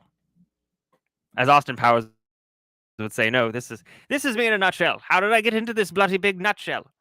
All right. We're going to continue on. That's what we're going to do. Continue on. I done lost 10 people with that. Next witness. Name calls Rafael Colombo. Your name, sir? Rafael Joseph Colombo. And where do you work, sir? Devonzo Incorporated, And what kind of business is that? DBA Budget Rent-A-Car. So are you the owner of this franchise, what it sounds like? Devonzo, correct. And what is it that, where is this place located? Do you have more than one or do you have many of them? Municipal Airport in Redding, California. And what is the business of this budget place that you have? Renting vehicles, either leisure or business. And how long have you had this budget rent-a-car business out in Reading? Approximately 5 years. And drawing your attention back to June 2nd of 2008, did you have occasion to be working? Yes. How is it that the renting works? Just in theory, not as it applies to June 2nd. How does it work? When a person comes in? There's a couple different ways. Either somebody will walk up unannounced and ask for a vehicle Thank you. You like me. without a You really reservation, like me. or they will call you on the phone and make a reservation, Look at that pinky and ring. or go on the website and make Good. a reservation through one of the internet programs that offer rental cars. And in order to rent a car, what is required? In other words, I'm thinking he did. from the person. I understand that money will be eventually required, but what kind of identification? Is a credit card required? What is required? 21 and over with a major credit card, It wasn't on my. valid Vision driver's board. license, and 25 and over. If you're under 25 years old and between 21 and 25, you'll need a major credit card to rent a vehicle. If you are 25 and older, just a High school or valid college. driver's license and a credit card. Going back to June 2nd of 2008, did you have occasion to rent a car? And I'll show you exhibit number 235 and see if you recognize this particular item.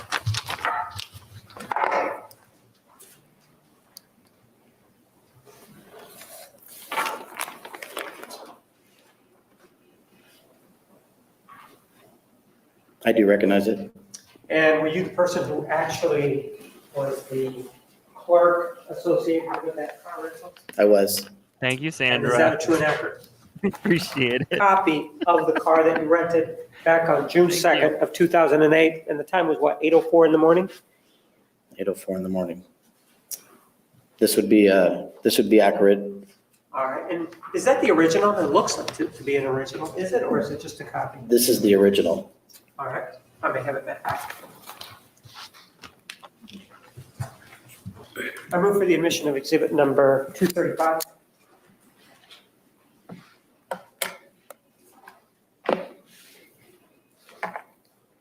No objection. 235 is admitted.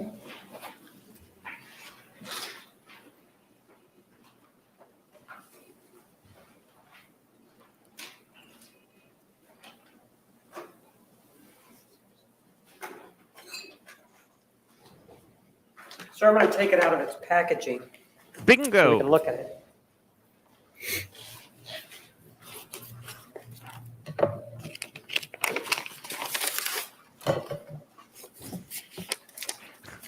I do VO narration work, First of all, there's 3 sheets. books. Is this what Scripts. the but I'd narrate a paperwork book that for you fun. keep that's associated with each rental? Yes, we'll keep those in copies. All right, let's take a look at the copy on top.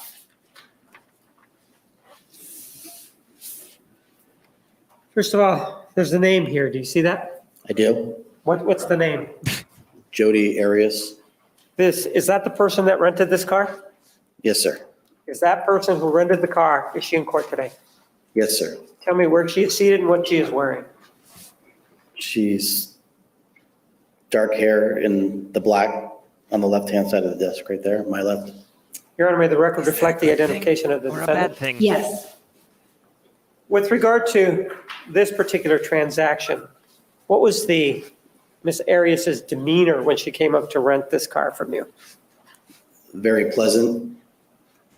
She had Go ahead. Not She had phoned a officially. few times before requesting a vehicle, and that'd be ready when she gets to the counter. So she had actually called it in? Yes, sir. Well, if you How do you know that want she to murder actually your law, called it in? you She listen to stated her name. your crime. Okay, and you had answered the phone before, is I that? did. And when she Thank you. called, did she request a specific car or just said, I need a car on this particular date and time? Something dependable. It was a When she dark showed night. up there, was she Objection. alone or was she with somebody Yes. else? I saw a gentleman. So was it a guy that the was with her? count- Yes, I'm not sure if it was with her or not, but And when she was renting this car, why don't you tell us what happened, what you said, and what she said? I had asked where she was going, and like I do with all my customers, to get familiar with them. So What did maybe she they might say? return. She was going to take a small, just go around town trip, nowhere big. She did not want a car that was loud in color. For example, did you offer her a red car or not? I did it first. And what did she Red say when car? you offered her a Or red a blue car? car. She would rather have a lighter car, Why? lighter color. Did she tell you why? She did not. So she wanted a car that was not red, and then what happened? Again, I asked her a little bit about who she was, and she had I would do anything mentioned she was single, but just coming for around love. town. She was very pleasant to speak to, very friendly. And she helped or provided the information in this document, correct? Correct. Well, do you remember her hair color back then? It was blonde. No. And so this information that's here, is that provided by the customer, in this case, Miss Arias? The date that she rented it is right up here, right? That would be the date rented, the June 2nd At, at 800, or a little over 804. okay, and then it says due in. Do you see that right there? Yes, I do. Oh, she I think we accepted know the what that means. insurance. What that means. Jody. Her time of arrival back to bring the car would have been June 2nd, also at Hello. 8:15. June 6th, is that? I mean, excuse me, Thanks for June coming in. 6th, yes. Welcome. And is this car the type that has unlimited miles? In other words, a person can go anywhere they want? Or can you tell here? I could probably tell. $24 a day. Only It 100. should be oh, boy. unlimited miles, yes. Says that right Yep, there. unlimited. Unlimited. So if it's unlimited miles, the reason you were asking her where she was going, Never was it because apologize. of the mileage issue or was it something else? Certain vehicles that we get in might need an oil change in a certain, they're to be oil changed every so often. Right. And if not, we get penalized for letting them go over their preventive maintenance. So I'm always asking where they're going to find out what sort of vehicle I'm going to give them. And there are these initials and there is the signature on this particular document, correct? Yes, sir. How long did this whole conversation or renting the car take? Probably a little over 15 minutes. And, well, let's look at it. What kind of car did you rent her? White Ford Focus. Were you there when the car was returned? Yes, sir. And were you the person that checked the car in? Yes, sir. Did you notice anything unusual about the car when It's you were right checking over it there. in, this white Ford? But I'm Focus? glad that I you're did. here. Why don't you tell me what you noticed? After the conversation that I had with her, I had It's a lot she worse would over be there. local miles. Yeah. And in turn, the car had a little bit more miles than I thought on it for Everybody being thinks local, so it struck me. inflation's bad here. It's Let's look bad at in the UK. Exhibit 237.001. How many miles are we talking about there that you saw? The 1,925 miles it had leaving. But you- Miles in were Your first problem was Trader Joe's. 4,758. I'm kidding. You do you. But if you take a look up here, how many total Total miles? miles driven, 2,834, 2,834. Did you talk to her about that? I At thought all? it was very, very odd, and I did. And what did she say? I just decided to take a little bit longer trip. And did she say where she went or anything? She did not. When the cars come back, do you just leave them like that? Do you send them somewhere to be cleaned? Exactly what is it that happens? We have detailers that clean the vehicles. Were you able to look at the car before the detailers got a hold of it? I did myself. Oh, so you actually cleaned it yourself then? I didn't, but I go out there and usually do a walk around to make sure there's no rock chips, dents, scratches, and interiors. And what did you notice about the inside of the car? I have stood on the corner in Winslow, There Arizona. were stains in the back seat. It was a fine sight. And to what was see. the color of the stains? It appeared to be Kool-Aid. Okay. And were those cleaned up? I took it upon myself to go there and clean it. How about anything in the Oh, front man. seat areas? Did you notice anything there? I did. What did you notice? The same Kool-Aid stain, which I thought maybe she had kids in the vehicle, Which seat had the Kool-Aid stains? the passenger and the back seat in the You middle. know, And which It the one wasn't- had the larger of the stains? The it wasn't front any or of the us. back? The back. we didn't do it. And how about the Kool-Aid floor spelled with a mats? C and an E. Did the Not car with a go K. out with floor mats? They do. And were all the floor mats there when it was returned? They were not. And is that the front and the back or just the front that we're missing? All of them were missing. I did actually stand on the corner in Winslow, Arizona. I swear to God, Cross-examination. it's a real thing.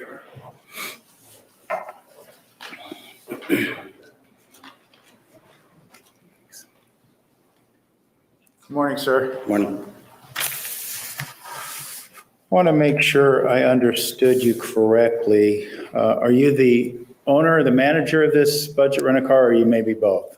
no, I do business as Budget. Budget I'm not an employee of Budgets. I don't work for Budget. I own Devonzo Inc., which we do business as. Okay. So you're a franchise owner? of Independent Budget? contractor Okay.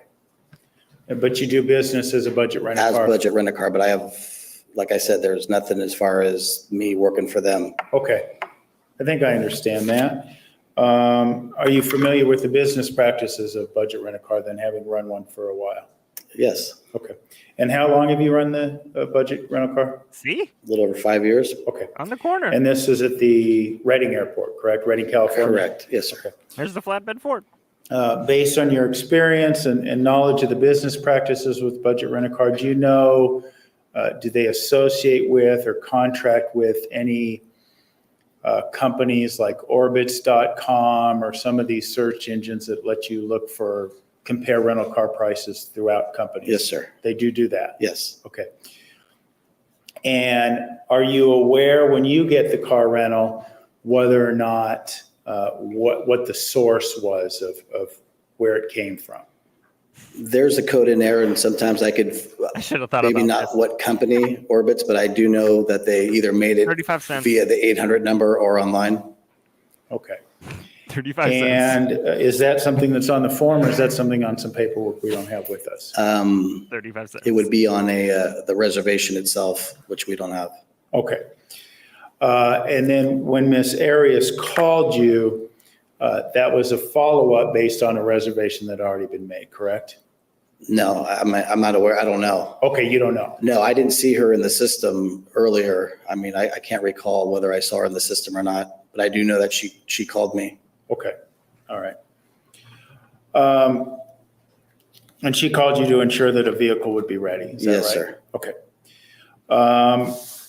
When you rent a car to a person, and we just looked at the form, somebody doesn't just show up with cash and take the car, right? We don't accept cash. Okay. My point is, I guess you need some ID? You do? Okay. And what do you need, a driver's license? A valid driver's license and a major credit card. Okay. Do you photocopy the driver's license? We do not. Okay. But you verify it? We verify it Okay. in our system. And you gain a set of valid credit card as well. Do you run that, put a deposit on it? How does that work before the person takes the car out of the The lot? credit card is swiped through a machine on the keyboard, and it is verified whether it has funds in there or not through the Okay. swipe. Is there a certain amount of funds that you might check or in that regard, or how does that work? It might have been different back there, but right now with a major credit card, it's either $200 or the amount of the rental, Okay. whatever's greater. They're gonna, minimum $200 they're gonna hold. And what about insurance? Do you verify someone's insurance, or how does that work? We don't offer insurance, we offer coverage. So we ask the customer and explain to them some of the coverages that we offer. Okay. But if they decline the coverage, do they have to show you proof of insurance in some other form, like I'm with this company or that company? They usually bring that. Okay. Do you remember from this car rental whether or not Miss Arias did that or not? I don't recall. Okay. And you said you had at least a 15-minute interaction with her? At least. Okay. And was that when she provided you the information, her address, phone number, things of that nature? Correct. Okay. She wasn't hesitant about any of that? Nope. Okay. And then this interaction continued as it related to the type and color of the car that she wanted. Is that correct? Yes, usually with my customers, like I said, I get to know them and I usually offer them different vehicles that I might have on my lot that might suit them. Okay. And I believe you said, one of the things you said to me when we spoke a while back was that it was your custom and practice to kind of get to know your customer, speak with them a while, that sort of thing. Absolutely. Correct. Okay. And she wasn't evasive in any way to your conversation, correct? She wasn't. Okay. That's all the questions I have, Judge. Thank you. Correct. You did indicate that you do verify their driver's license, is that correct? Yes, sir. Let's take a look at exhibit I'm number. telling you, that officer is always falling asleep. Look at this guy. He's tired. Look at him. Does this have a place for a driver's license on it? This is Jodi Arias from 2013. You see that? Throwback. Let me show you another exhibit.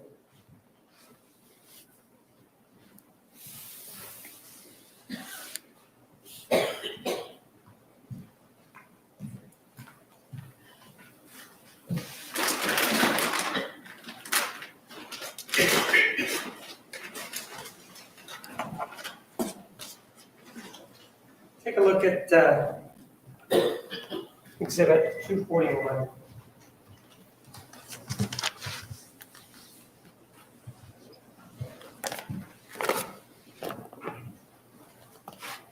That's fair.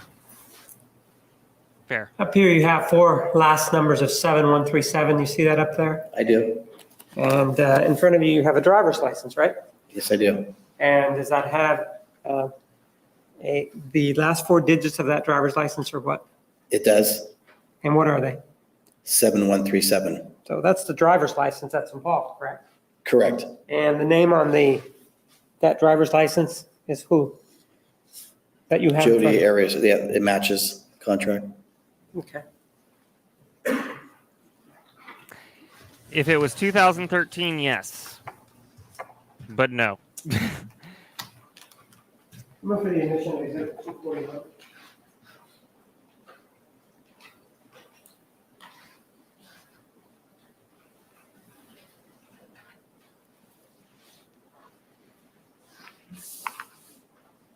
No objection. 241 is submitted.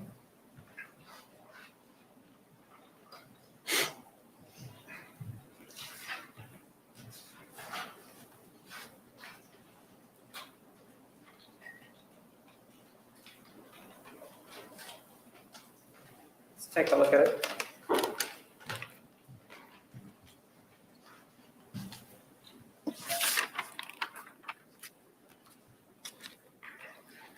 It's a little bit. There we go.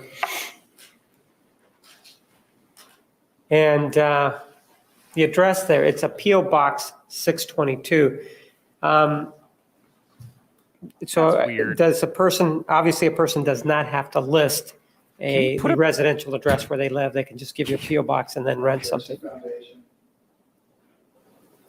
Restate your question. In terms of renting, do you require that they give you a driver's license with a residential address?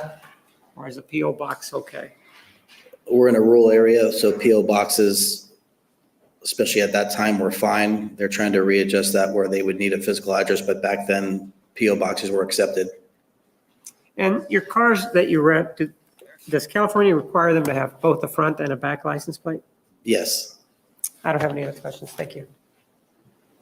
Any questions from the jury for this witness? I see no hands. Thank you. You may step down. The state recalls Detective Flores.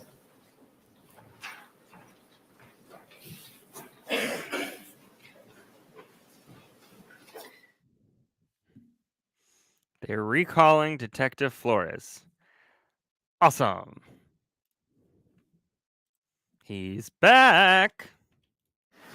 Detective, you are still under oath. Do you understand? Yes, I do.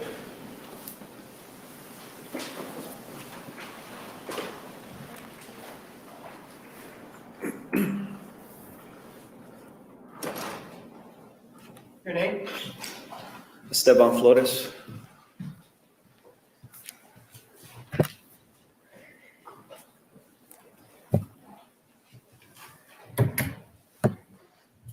And yesterday, before we left, we were actually viewing an item, weren't we?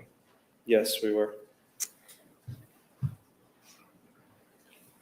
Let's see if we. And you know they're intentionally going to do this. And you're ashamed of it. You're so ashamed that you will come up with a story to try to hide it.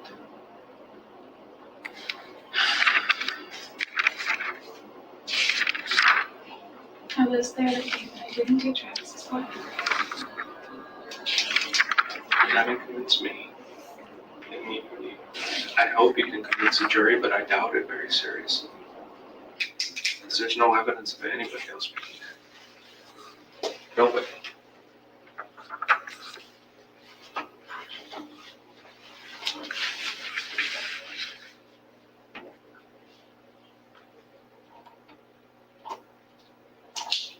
And we're still not done looking at all the evidence.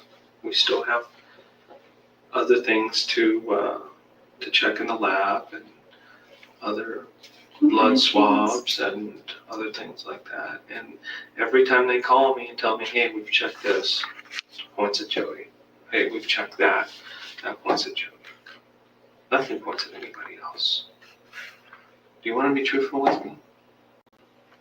If not, we can just end it now. And we'll just leave it the way it is. I know that it's obvious I was there.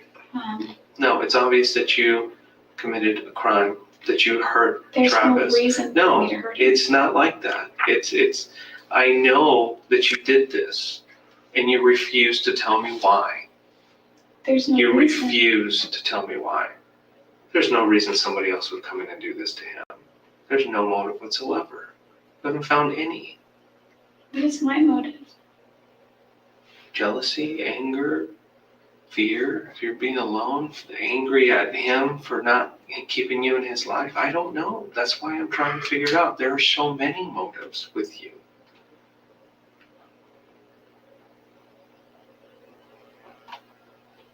Too many.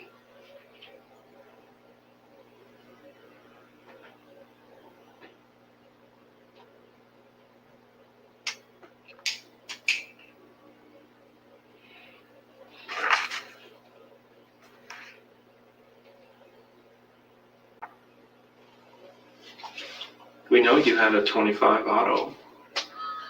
You guys reported it stolen.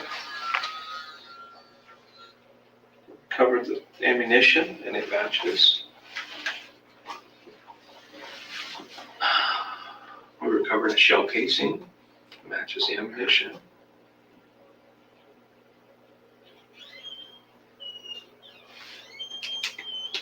Prints, your blood, your hair, the motive. You were there. I wasn't jealous of anything. I was a little bit envious that he was going to Cancun, but that wasn't the reason. Like, I could go to Cancun. It's not cheap to go to Mexico. That It's wasn't not the expensive to reason. go to Mexico. That's not the reason I killed her. You were probably standing above him when he was in the shower. And you shot him in the head. I was kneeling down beside him looking at the Tell me. pictures. And then you had a knife. And you stabbed him. Several times. Yes, you did. Jodi.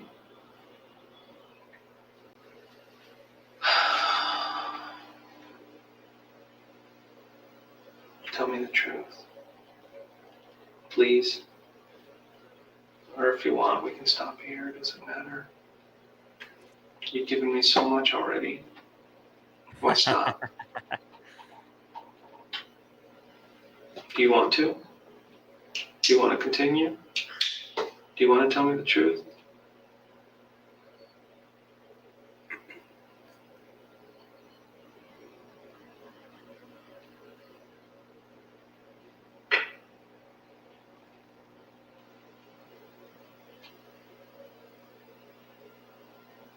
What did you do with the gun? I never had it in my possession. Jodi, you did. Never. I don't have it. Yeah, you don't have it. You know, people say that when they know of the gun. They've seen the gun. They touched the gun. You don't have it. I saw the gun. Yeah. That you had it before. You've touched it. You've used it. I know you have.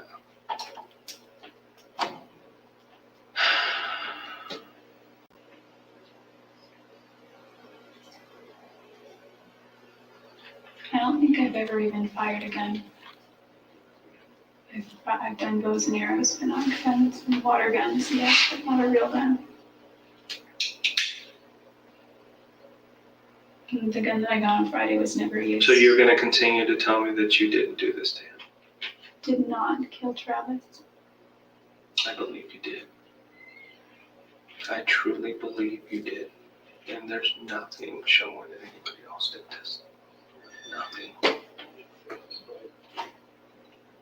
I've been in so many scenes and so many investigations, and there's always some type of evidence left behind, no matter how careful somebody is. And in this case, there was evidence. Not pointing at anybody else, just you.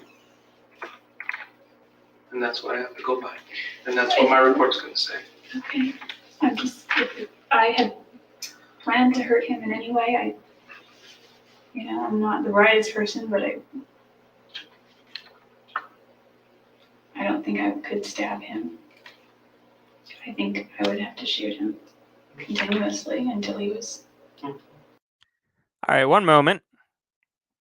Okay, so I have not been following that trial as closely as I have followed the other day trials. There's just a lot going on. And Brandi does a great job. But So obviously I looked this up. Okay, so Boozy Badass just took to Twitter to apologize. Well, this was updated at 2:54 p.m. Pacific time.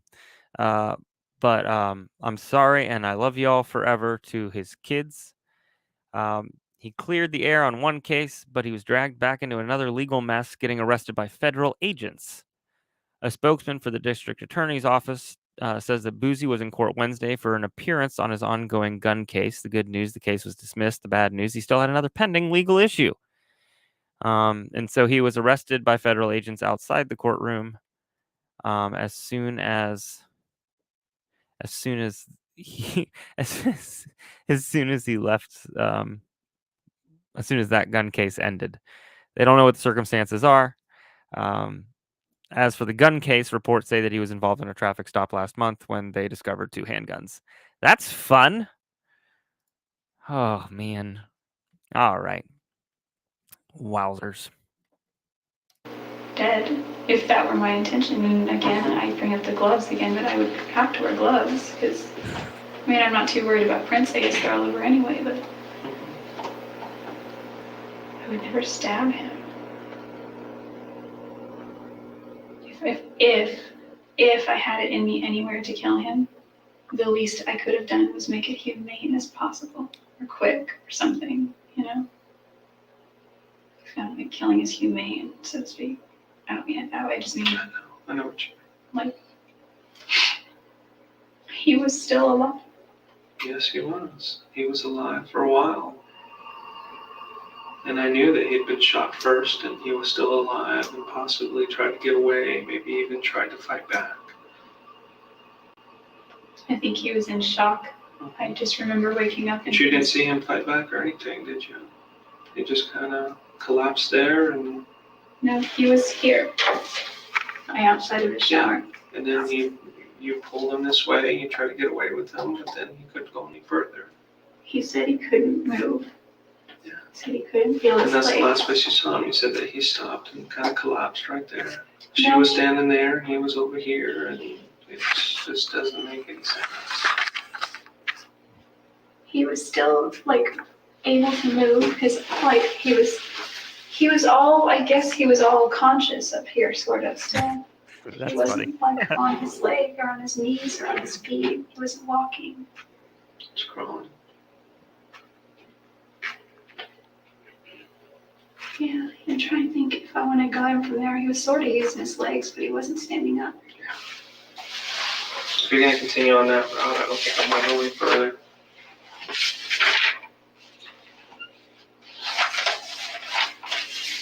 I don't remember what time I left, but I gave you an opportunity. This was the only opportunity. Okay, and you just, yeah, you gave me the information that you were there, but I knew you were there. And then you throw some story in that is not plausible. It just doesn't make any sense with the evidence that was there at the house. It doesn't make any evidence at all, or any sense at all. That evidence tells a story. And nowhere in that evidence does that story that you told me match. It doesn't match. Is that how you want to leave it?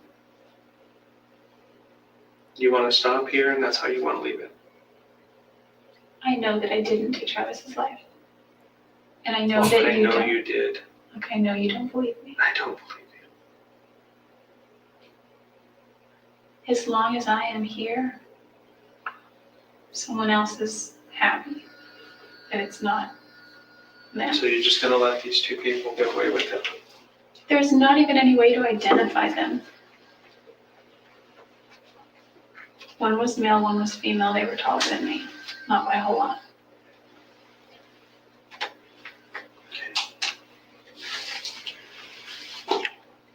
Are you ready to go back?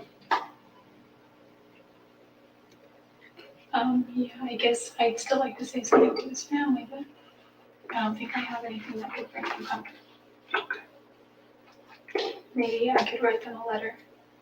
Well, you always have that opportunity to Write do me a that. So, letter. Would they receive it? I don't know. I don't know. I don't mean would they accept it, I mean if it made it to them, would they get it?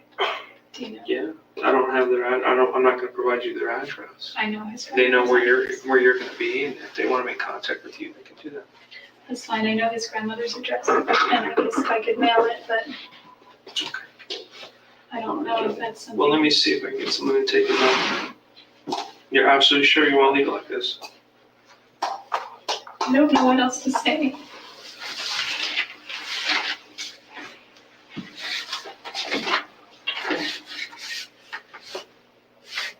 That's it then. Okay, the next time I see you will probably be in Phoenix. Is And that I'll be cool? on the stand again and again and again and again. I have a choice. Well, you're going there regardless, so it doesn't matter. But I was hoping that we could resolve this here. And it's obvious by what you're telling me, you don't want to resolve this here. I just can't. Well, at the beginning, you told me that you couldn't tell me because you couldn't tell me who they were because you didn't want your family to get hurt. I can't Okay. let my family. And now you're telling me you don't know who they are, and therefore it doesn't matter. So there's nothing you can tell me. I can give you the So best many description. inconsistencies that I don't even want to deal with right now. Okay, I just don't want my family to get hurt. Okay? They won't be hurt. You're hurting them right now by not telling me the truth. That's what you're doing. Okay?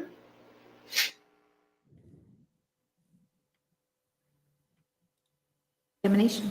I should indicate I don't have any other questions at this time.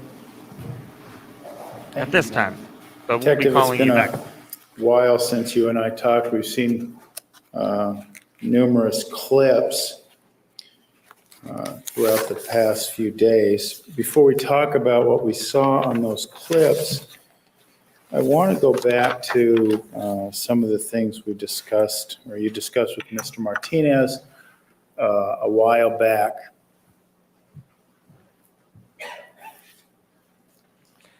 Appropriately so. You and I had talked about your interview with Miss Arias on the 15th of July.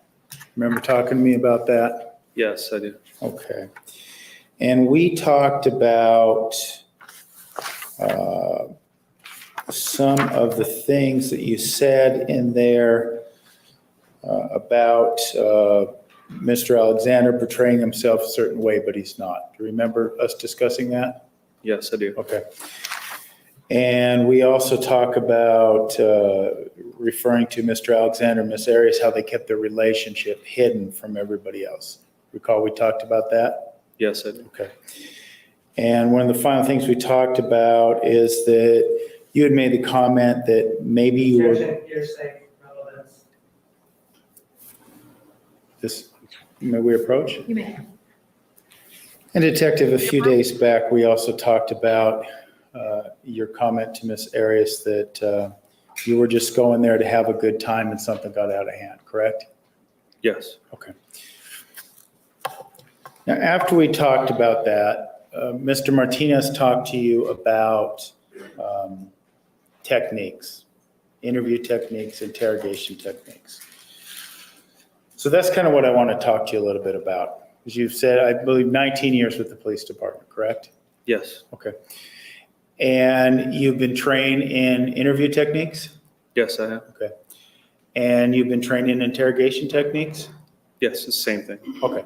So you would label them all the same thing? Yes, they are. Okay. And what label would you use, interview or interrogation? Some courses are labeled both interview and interrogation. Some courses are just interviews. Okay. What sort of training then in your years with the Mesa Police Department have you had regarding interviews? I'll just say interview, well, we'll go interviews and interration. If you watch the When I first sidebar, we became a talked a little bit about detective, I took an interview and interrogation course, about 30 hours. It was a basic course. And then I, soon after that, took an interview course, it's more advanced, 12 hours or so.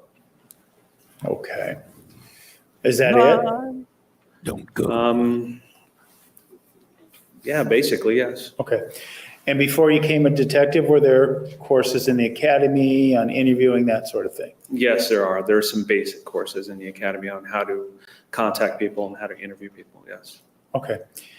And I suspect as well, even though we use the words interview and interrogation, you said they're about the same. There's got to be a difference in the kind of interview you're conducting if you're, say, talking to a witness versus talking to a suspect, right? Yes, there are differences. Okay. Could you explain that to us? Well, obviously, when you're talking to a witness, you're trying to extract information that they saw or remembered. Interrogation is more so talking to somebody who's suspected of a crime. Okay. So tell us then, well, these techniques that you discussed, are those different than in the type of interview in terms of the interview versus the interrogation? Jodi and Wilmot Yes, a trading little different. sweet A little nothings different. Okay. between each other. And why are they different? Just because of the nature of what they are. You're talking to a witness or someone who's accused of something. Okay. It's going to be different, And why? just for the reasons I said. Well, let me ask you this then. In terms of somebody being a suspect versus somebody just being a witness, is there concern that somebody who's a suspect is going to be a little less forthcoming with information? So a wicked Yes, pisser. that's obvious. I can't do that accent at all. And that there may be a concern that they're not telling the truth, correct? Yes. Those shows are addictive. So going back to these techniques that you were talking to Mr. Martinez about, claiming that these things were techniques, what specific techniques can you point to in terms of your interrogation that you would classify your comments as? In this particular case, every case is different. In this case, you use evidence. Sometimes you could say, hey, I saw your fingerprint there, or I know your fingerprints were there. Maybe they really weren't there. Those are some techniques that you use. Okay.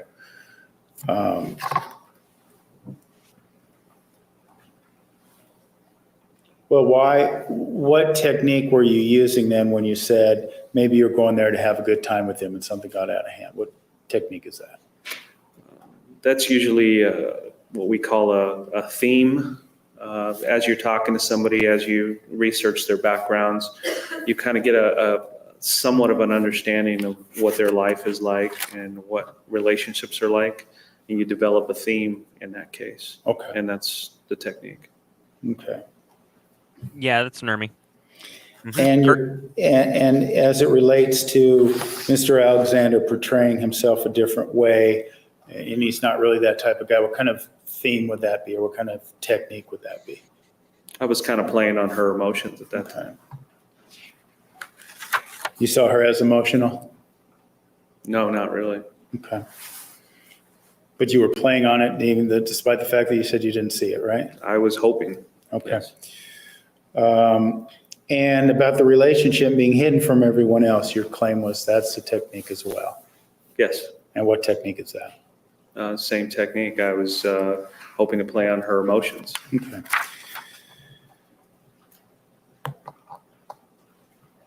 Now, when it relates to, and it's obvious from the words you said, when Miss Arias told you about the intruders, you didn't believe her, correct? Yes. Okay. In terms of interrogation and those suspects, have you been trained on how to discern deception, or that there's indicators of deception? Yes. Okay, tell us about that. During the same courses that I've taken, there's certain things that people do when they're deceptive. They turn away a certain way. They play with their clothes a lot. Good night, Julie.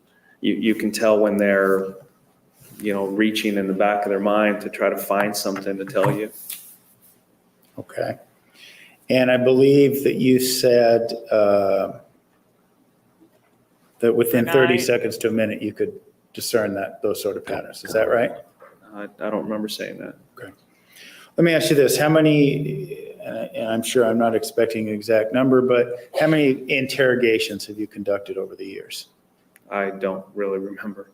Hundreds? Yes, Thousands? maybe hundreds, thousands. Okay. I'm not sure. Okay.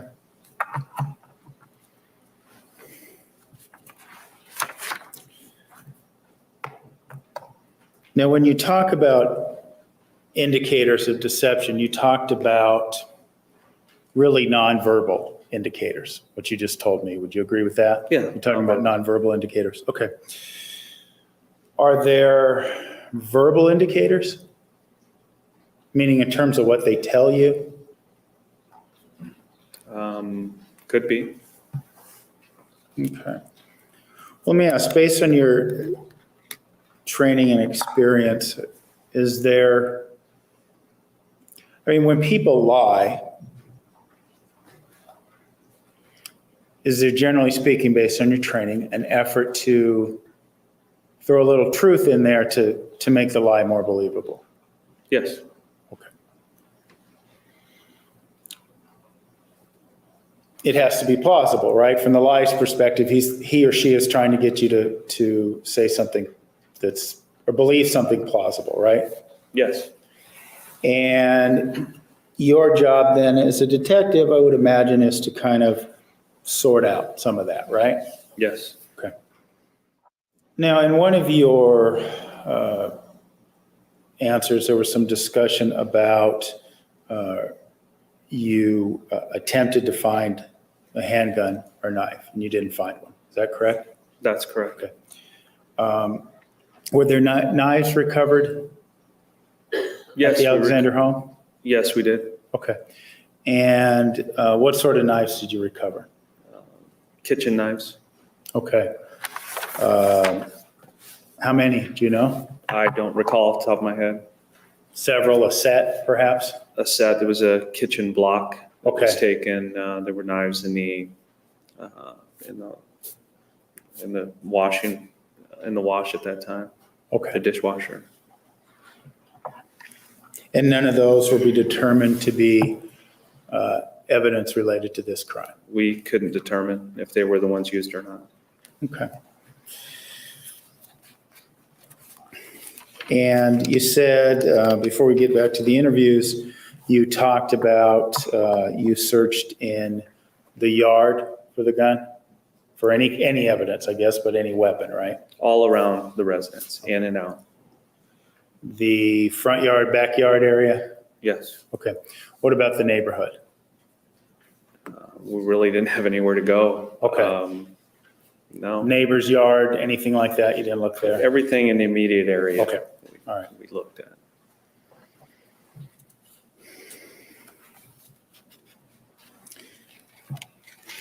Well, let's talk about the interviews then.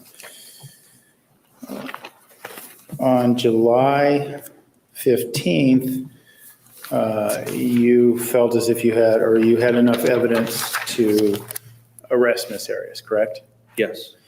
And in that regard, then, maybe complete isn't the most accurate word, but you had a fairly complete investigation, correct? Up to that point, yes. Up to that point, okay.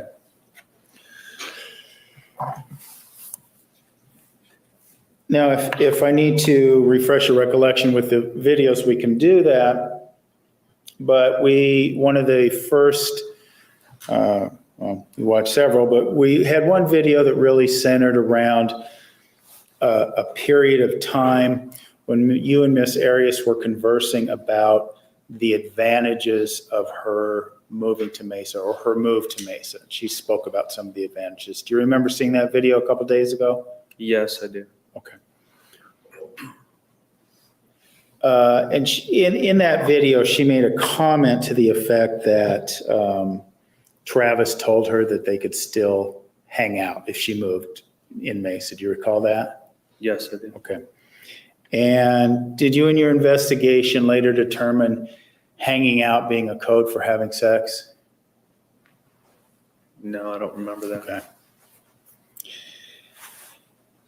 And the other thing that was interesting about that tape was that it cut off right about the time Miss Arias was talking about Lisa. She made a comment, she didn't know about him and Lisa, referring to Travis and Lisa. Do you recall that? I don't recall that specifically. No, I don't. Reviewing Exhibit 351, refresh your recollection, Detective. Sure. May we approach? Yes. Let's move to after the breakup. Oh, okay. What kept you in Mesa at that point?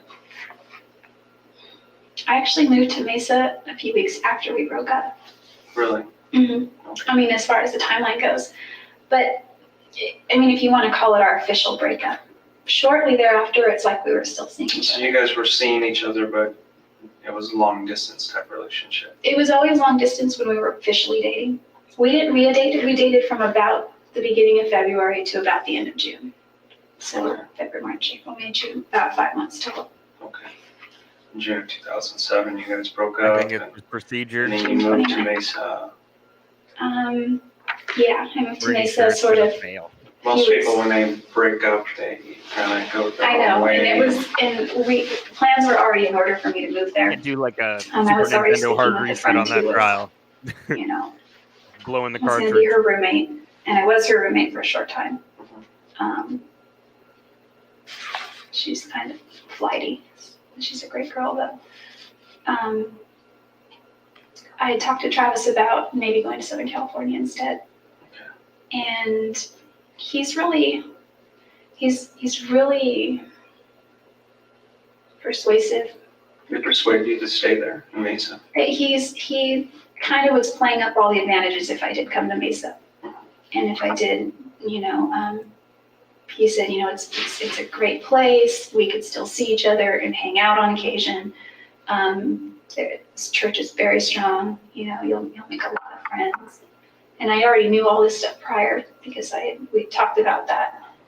And so I went ahead and just made the move. It sounded at the time like a good idea.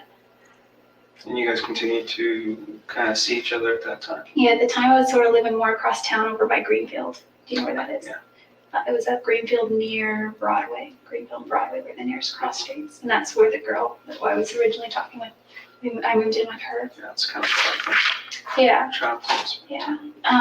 The thing about her, and just to give you a background of why I moved suddenly, she approached me the weekend after I got there and said, hey, she knocked on my door, can I talk to you for a second? I said, sure. And she moved in with her boyfriend, and they were engaged. Okay. And she said, hey, I just wanted to let you know that Scott and I went to Vegas last weekend and tied the knot. And I was like, really? And she's like, yeah, we haven't told anyone, but we didn't want to live in sin. So we're going to, and she had already been sealed in the temple once and was waiting for her cancel. Her sealing to be to be canceled. So they were going to have a civil wedding on the beach in Oregon. And they did that the following weekend. She told me that on a Monday or Tuesday. It was the beginning of the week. And she said, the reason I'm telling you that is because I'm getting married this weekend. And I have to go out of town a few days ahead of Scott, make arrangements. And now that he's a married man, we don't feel it's right that you be here in the house. Yeah. She's like, I don't want to inconvenience you. Is there any way you could stay with somebody else or just find another place? At the time I was waiting on a house in Gilbert because I already knew they were getting married, so I was kind of looking anyway. And there was a great girl named Brenda. And she was waiting on her Never keys for the done mortgage to that, go man. through. And it was a great ward. It was a great house. And it was brand new. Construction and all that. It was really nice. But Was she didn't so get her good. keys for That months and tweet was months. so I think good. she's in the house now, but I don't know. I haven't Brought talked to her. the fire. So I scrambled. I went to the Institute. I wrote down a bunch of phone numbers. I called them all. A lot of them, I got voicemails. One girl that answered, her name was Tiffany, and she knew Travis. And she was at his services in Arizona. And Good as night, well. We've puppet. just remained friends, sort of, like on MySpace and Facebook and that kind of thing. But she said, hey, sorry, that's an outdated posting. I forgot to take it down, but go to this website. So ldshousing.net, I went there. I made 3 phone calls for the places that were within my price range. I didn't think to look where they were. The one girl that called me back, her name was Shannon Darricott. She said, here's my place, here's the directions. Go ahead and go out and come see the house. It was available, so we did. Oh, go ahead. You have to get that? No. Okay. So I moved out there, and when Travis found out it was so close to him, he freaked out about it. And I made sure to check that it wasn't, that we wouldn't be in the same ward. And it was within his ward boundaries, but it was also within another singles ward boundary. So of course I'm gonna go the other one, because it would just be kind of weird. I mean, I didn't know about him and Lisa at first. Does that refresh your recollection, Detective? Yes. What was said? Okay. At the very end there, she says she didn't know about him and Lisa. Did you hear that? Yes, I heard that. Okay. Based on your investigation, who is that reference to? Might have been a girlfriend, I guess, of Travis's or something. Does the name Lisa Andrews ring a bell? That sounds familiar. Okay. She was interviewed in part of your investigation, right? I don't remember. She might have been. We talked to a lot of people. Okay. You talked about, and you've heard other witnesses talk about this mysterious email that she received, so you don't remember talking to her now? This so-called threatening email, tire slashing, you don't remember that now? Yes, I do remember. Okay, okay. And that was Lisa Andrews, right? Yes, I believe so. Okay. And in your investigation, you came to understand that Mr. Alexander, and I'll use the word dating, was dating Miss Andrews and Miss Arias at the same time. Is that correct? I don't remember the specifics. You're going to have to talk to Lisa about that. Don't remember, okay.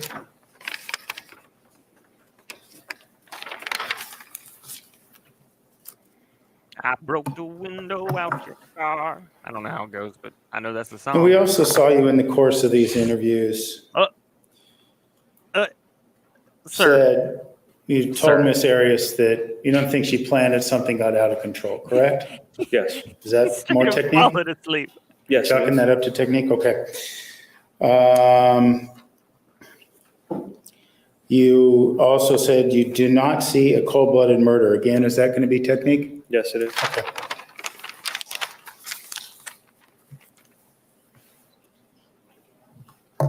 During one of these interviews, or your interview on the 15th, one of the clips, Miss Arias said to you, no reason she would ever want to hurt Travis, harm Travis. And your comment was, I don't think you ever wanted to. More technique? Yes. Okay.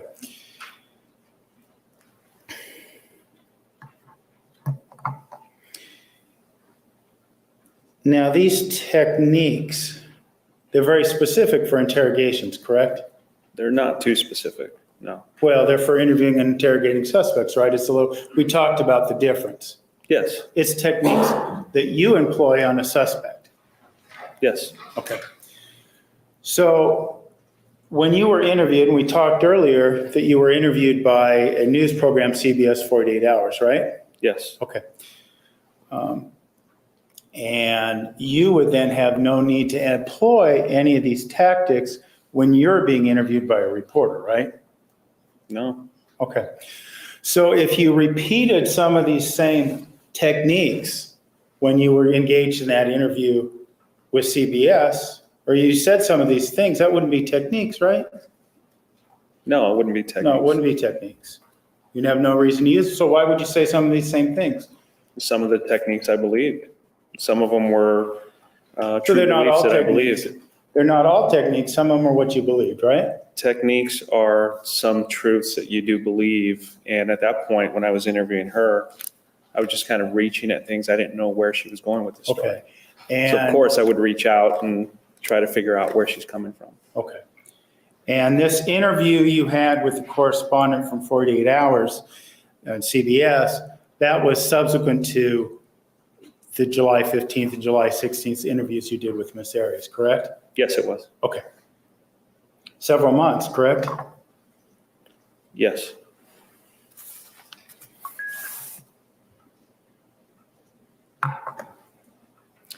I wanted to clear up something as well. You had several interviews with Miss Arias. We've heard snippets or portions of phone calls that began the day that you arrived on the scene or perhaps the day after, and many throughout the course of your investigation, right? Yes. Maybe half dozen or so? I don't remember the exact number, but That sound about yeah, right? there's a few. Okay. During any of those times, did she tell you that she worked at a place called Margaritaville? I don't remember. She told you all along, as she did in there, that she worked at a place called Casa Ramos. Isn't that correct? I remember during one interview, she mentioned Casa Ramos. Okay, I'd never heard of it before. So. okay. Now, going back to what we said before about your training on deception,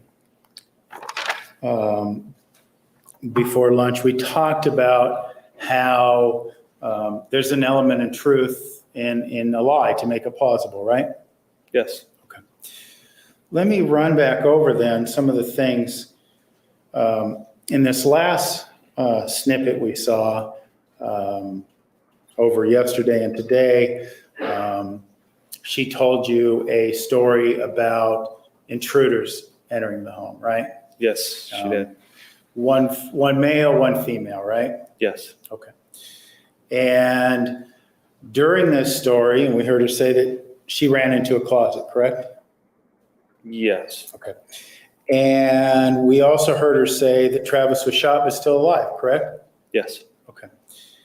And she also mentioned, and she even physically indicated, that she got hit on the back of the head, right? Yes. Okay. And she also said that there was a knife involved and a gun involved, right? Yes, she did. Okay. And in her story of the two intruders, the female half was the aggressor, right? She did the shooting, she did a lot of the activity, right? Yes, that's what she Okay. told me. Okay. Bless you. She also said that he was bleeding everywhere, right? Yes. And he being referring to Travis, right? Yes. Okay. And she also said that she was wearing striped pants, right? Yes, she did. Okay. She said she was scared, right? Yes. Freaked out of her mind, right? Yes. I have no further questions. Redirect. Sir, with regard to this issue of techniques, you were asked about that on your cross-examination. How those techniques work out for you during this interview? Not very well. Why do you say that they didn't work out very well for you? I never got the truth. What are you talking about? She never really told me the truth about. Well, what did she tell you initially? That was she there or not? No. Is that the truth? No, it was not. She also told you a story about two people doing it. Like, please tell me he's not coming Is that back the to me. same Please tell story me as he's the not one that coming she back told you before? No, that was a completely different story. And she was there on this one, right? On the second one she told you, right? Yes. And is that what she has, is that the story that she has kept to, or is there a different story now? It's a different story now. She says she was there and she did it. So again, these techniques that you're using, tell me a little bit more about your training on these techniques? Approximately 40, 50 hours of training for interview interrogation. I wonder if And he's with doing regard this to so that these when he techniques that you used, crosses in this Jodi case, the same way, given what you doesn't know think he that has she a now right to, says she did it, because he does it for everybody. did they work at all? No, not really. When you say not really, it implies that they did. How did they work? You tell me how they work. Well, there were some truths in there, but the majority of it, And some It's truths you false. don't know which is true and which isn't, right? Do you? no, I don't. She told you in the second interview that the This is shot my was first, acting voice. right? Yes. And she told you that the shot was first and that the shot was first by somebody else, not her, right? Yes, correct. And you indicated to me just now, well, there was some truth to it. Is that something that you believed at the time that she told you that the shot was first? Yes, I actually did believe that. And is that the position that you adopted after she told you that? Yes, Is that your position that you had when you spoke to Dr. Kevin Horn in anticipation of whatever hearing you were going to have? Objection is beyond the scope. Overruled. yes, I maintain that belief. And when you spoke to him, did you speak to him about what your belief was? I'll At say that this, I'm time, glad he's louder when you because he spoke doesn't to talk Dr. at Horn? the podium. He walks No, not around. really. So And did That you might speak fix him up. about that you Silver believe, lining. Dr. Horn, that you believe based on a conversation with the defendant and on your techniques, that you thought the shot was first? I didn't have that conversation with Dr. Horn. And when you testified the day after, were you testifying based, at least in part, on what the defendant told you as to what came first? Yes, And that was what? What did she tell you came first? that the shot came first. She also did tell you other things, that there was blood and that sort of thing, right?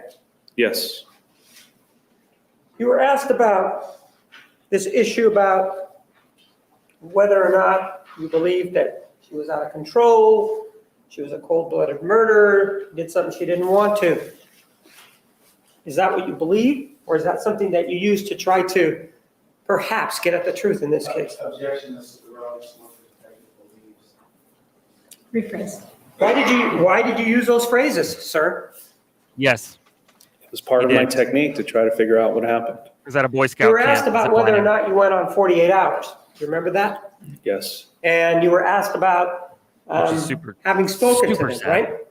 yes, And you were asked about whether or not there was a technique that was involved with regard to 48 hours, right? yes, You've also viewed other interviews of people that gave interviews to 48 hours, right? yes, I have. Objection beyond the scope of relevance. Approach. You viewed the interview between the defendant and 48 hours, correct?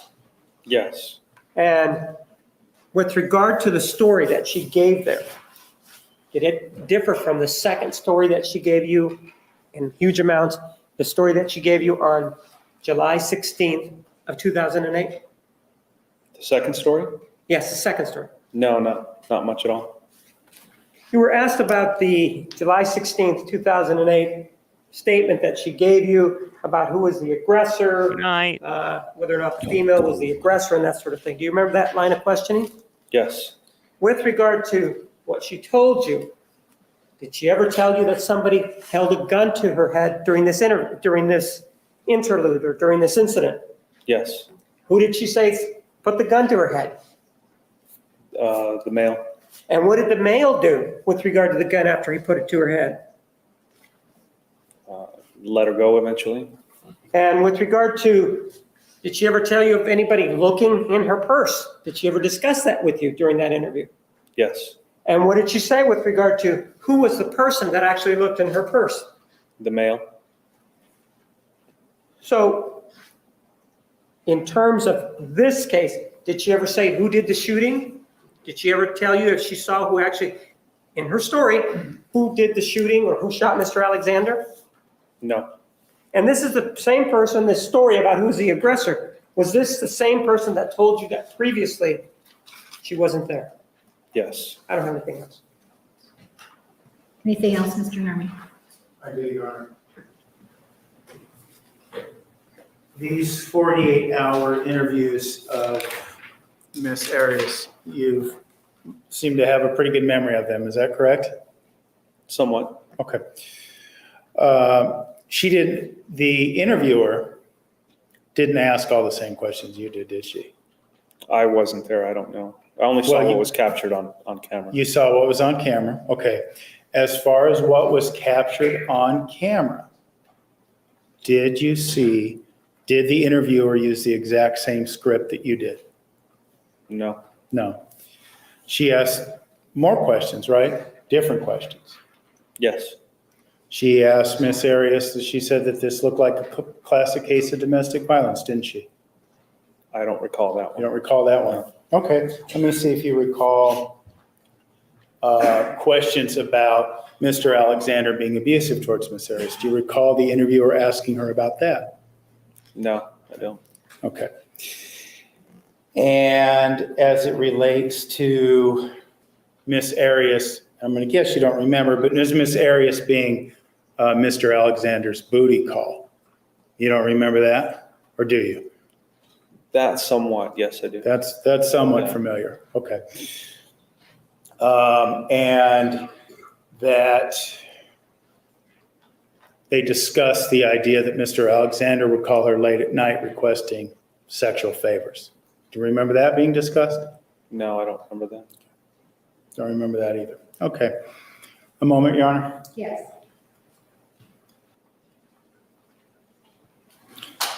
You sure did. told CBS that you thought this was a crime of passion, correct? No, I don't remember that. No. You also told them that something happened and she just snapped. Things got out of control, right? I remember saying things got out of control, but I don't remember the actual context of it. Okay. That's all I have for now, Your Honor. Anything else, Mr. Martinez? With regard to those comments that you may have made, were those comments based in part on what the defendant told you? Yes, they were. Anything else? All right, ladies and gentlemen, I have some questions from you. Looks like we have another question. Any Oh, questions for Detective Flores. Yes. But you'll notice while we were watching his cross, Jodi and Wilmot, they were talking to each other. Wilmot wrote something down, and then she showed she showed Kirk before he got up again.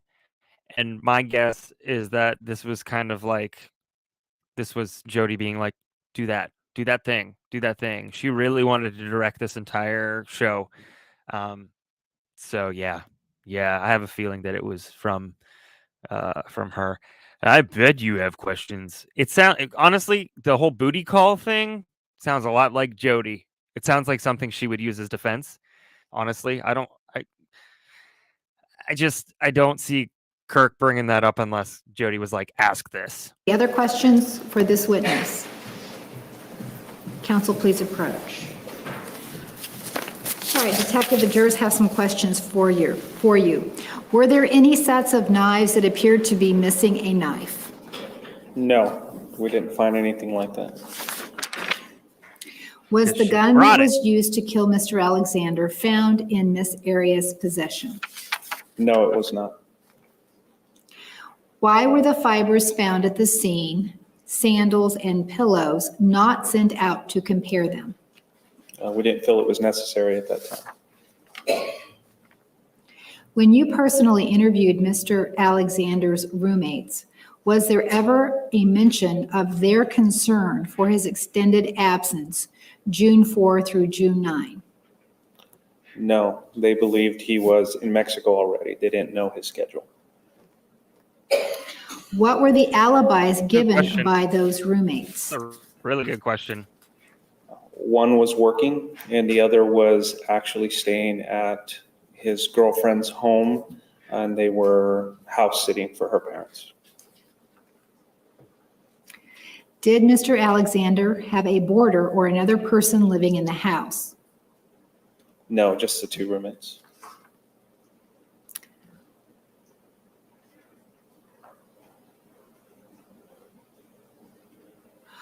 Were the fingerprints of the boarder taken to see if they matched any at the scene? Yes, they were.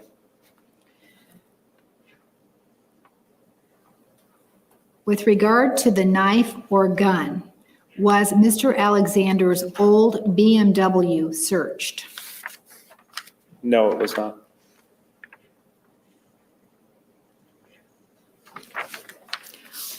Any other questions from the jury? Follow up from the state. No, thank you. Mr. Nermi. I do have a couple of questions. These roommates of Mr. Alexander's, I think you mentioned that the other day. Enrique Cortez, and I'm sorry, could you refresh my memory on the other one? Was it Zach Billings? Is that correct? Yes, Zachary Okay. Billings. And they were both living with Mr. Alexander at the time, right? Yes. Okay. And did your investigation reveal whether or not Mr. Billings or Mr. Cortez knew that Jodi Arias was coming for a visit? The putt pencil. They did not know she was coming for a visit.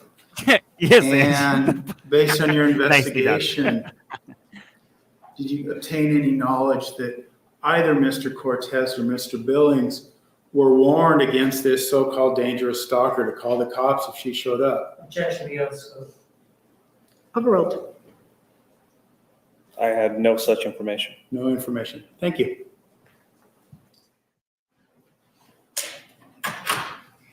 So the jury has left the courtroom. Ms. Wilmot, Mr. Nermy, do you have any additional materials for me to review? I do, Judge. We have 2 sets of transcripts in the copy center to review. I know earlier the state said they wanted to make a record, so once he's done doing that, we can bring them to the court. I'm assuming the court hasn't read everything else already, so if he wants to make his record, then we I will didn't touch submit this those down. transcripts This would afterwards. be them. Did you want to make your record today or tomorrow? I'd do it right now. I have it right All now. right. Get it done. All right, let me just get my notes. You may proceed. With regard to issue of the text messages, and I'm citing the transcript dated June 18th, 2010, before Judge Duncan, and the person that is testifying is Michael Melendez. And he was asked, amongst the items seized was a cell phone pocket PC, right? We've talked about that before. And he answered yes. The question was, okay, so you know to which item I'm referring to? And he answered, is that Mr. Alexander's phone? The answer was yes, and then he said yes. Question was, okay, you looked at that phone, you powered it on, correct? He answered yes. And did you or did you not find text messages on there? His answer, I did. Question, okay, you did, and the answer yes. Question, did you read those messages, the content, the verbiage? His answer was yes. Okay, and what do you recall of that, was the question. His answer, I don't have any recollection specifically. I know I did note some of them in my report. The answer, okay, were you able to download those messages from the cell phone pocket PC? He answered, I was not. He was asked, describe for us why you weren't able to do that. He said, at the time, I did not have any software that would give me the capability of doing that. And then he talks about it in other portions of this particular transcript, but it does indicate that this issue involving the text messages has already been discussed, and that Detective Melendez has already indicated that he was unable to download the text messages from Mr. Alexander's telephone because the technology or the software wasn't available. That's what he testified to.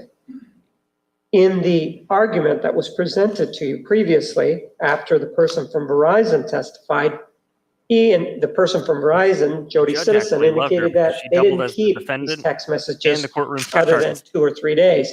And defense counsel sort of saddled on that and said, well, see, they were there and the state just wouldn't turn them over to us. I would like to mark this as an exhibit, and I'll have you read it. There's other references to this. It also talks about the email messages and what happened. And I ask that you consider that with regard to the present motion. Make it official. involving the text messages. And I do That's have a probably motion. about it. All right. That document will be marked as an exhibit and admitted for purposes of the court ruling on the motion for mistrial. It may be duplicitous. We're certainly not objecting to that. We do have the other testimony of this as well. And that's what we'll be furnishing to the court later. I can't recall the dates, the specific dates, but there were other hearings, and we'll be providing those transcripts to the court. All right. Do you want further argument on this issue, this request for mistrial? Judge, the only thing I would make note of as it relates to this in terms of misconduct, the prosecutor, when I raised this issue, went forward and said, oh, you know, I think that all Hispanic names must sound alike, implying I'm racist, that I'm being insincere about my efforts, or that I'm not very smart. Yeah, I think that's demonstrative of the idea that the emperor has no clothes here, Judge. There is contradictory testimony he's elicited. I'll let the transcripts speak for themselves. But I point those things out because that's an additional. I think they requested a mistrial 5 times, or what? Maybe he requested to leave Jodi 5 times. One Should of the not be two. tolerated by this court. This is at least the That's all second I have time to we've say on seen that. it. I do have one more record to make, and then we will be done. Mr. Martinez? Yesterday, defense counsel requested that an item that had been in the possession and available for the last, since approximately July of 2008, and available for inspection, be turned over to them. And this is the first request that was ever made. It involved Mesa Police Departmental item number 4022827, which is a camera.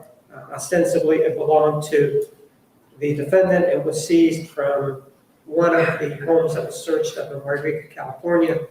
I had that marked as exhibit number 364. The request was made before lunch. The item was brought over during the lunch hour. Look at this guy's Marked as grin. exhibit number 364, What a grin. And it was released to the defendant yesterday after their request. The other issue involves, there was a witness by the name of Gus Searcy that was just noticed. I think it was noticed either Gus. Monday or Gus. Tuesday, maybe Wednesday of this week. Ooh, Gus. I know it's this week. I'm not asking for preclusion, but I'm asking for consideration. And that consideration is that he be made available in Phoenix for my interview during this hiatus that we will be taking. So I ask that he be ordered during the next week to be made available so that I can interview him. Mr. Nurmi, do you wish to be heard? On either of these matters. Yes, the recitation of the facts regarding the camera, just for the record, is accurate. My expert picked it up from your clerk yesterday, I believe it was. As it relates to Mr. Searcy, for the Maybe. reasons we've stated in ex parte, we believe that would Also not be maybe. appropriate at this time. The court will take the state's request to interview Mr. Searcy under advisement and will rule in the future on that request. Mr. Nurmi. The only other issue I have is that yesterday we were given the understanding that the state would be calling Lisa Andrews. She was known as Andrews at the time. My Cameraman. understanding now is that her last name is Diodone. Still the camera. The information Need a static we shot, have please. on her, at least in terms of the Drink. telephone Drink. number, is probably at least a year, if not more so Is there an old. earthquake? So we were asking Anybody? that the state Earthquake? provide us with that contact information and that any subpoena issued to her remain in effect. You on a trampoline? Mr. Martinez. She called me during the break, and I spoke to her. I will call her, and if she wants me to facilitate this contact, I will. If she wants to speak with the defense attorney directly, that's fine with me. I will take care of it today. I'll call her as soon as this is done. I don't know if the question was being asked, but just so that there is no question about it later, because memories fade, including mine. The reason I did not call her involves this issue of the stalking. I know that defense counsel spoke about stalking in opening statement. And I also know that Mimi Hall, or Marie Hall, spoke about it, saying that when she came to the door, she was speaking with her mother because she was afraid of a stalker. We never made we never indicated that the stalker was the defendant. That information came from defense counsel in opening statement. Ms. Diodone would have testified, and I'm concerned that should there be a conviction, I'm not saying there's going to be, that an issue like that is so inflammatory that some court may say something to the effect that, well, the jury could have possibly considered this. The attorney would have testified, and what she told me about was that she spent, it was December of 2007, that she spent some time with Mr. Alexander at her house. It was raining, and that when they were inside the house, there was a knock at the door, and they went outside to look, and this was during the time when the defendant was living in town. She went outside, and Mr. Alexander's tires were slashed. He then got replaced the next day. He came back the next day, and and then again somebody came to the door. His tires were again slashed, and at some other point, maybe the next day, her tires were slashed. The tires on her car were slashed. What?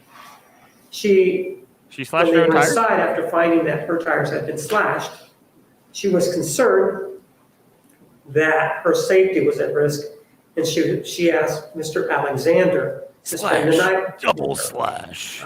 She would have testified that they did not have any sexual contact that night. But he did stay the night.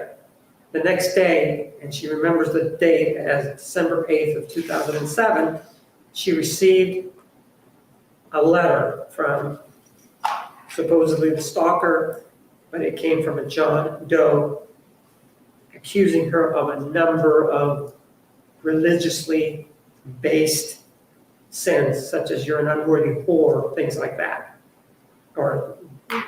And so my view is that if I introduce that type of evidence, or if somehow that finds itself into the record, there is a strong potential in my view that somebody who may review these proceedings would find that the conviction may have been tainted under 401, 402, and 403. So that's the reason why I chose not to call her. I just don't want to run that risk. Right. Your Honor, I believe the state's so-called concern is ultimately disingenuous, because a review of the evidence will show, first of all, I don't need the advice from him. And there is exculpatory evidence.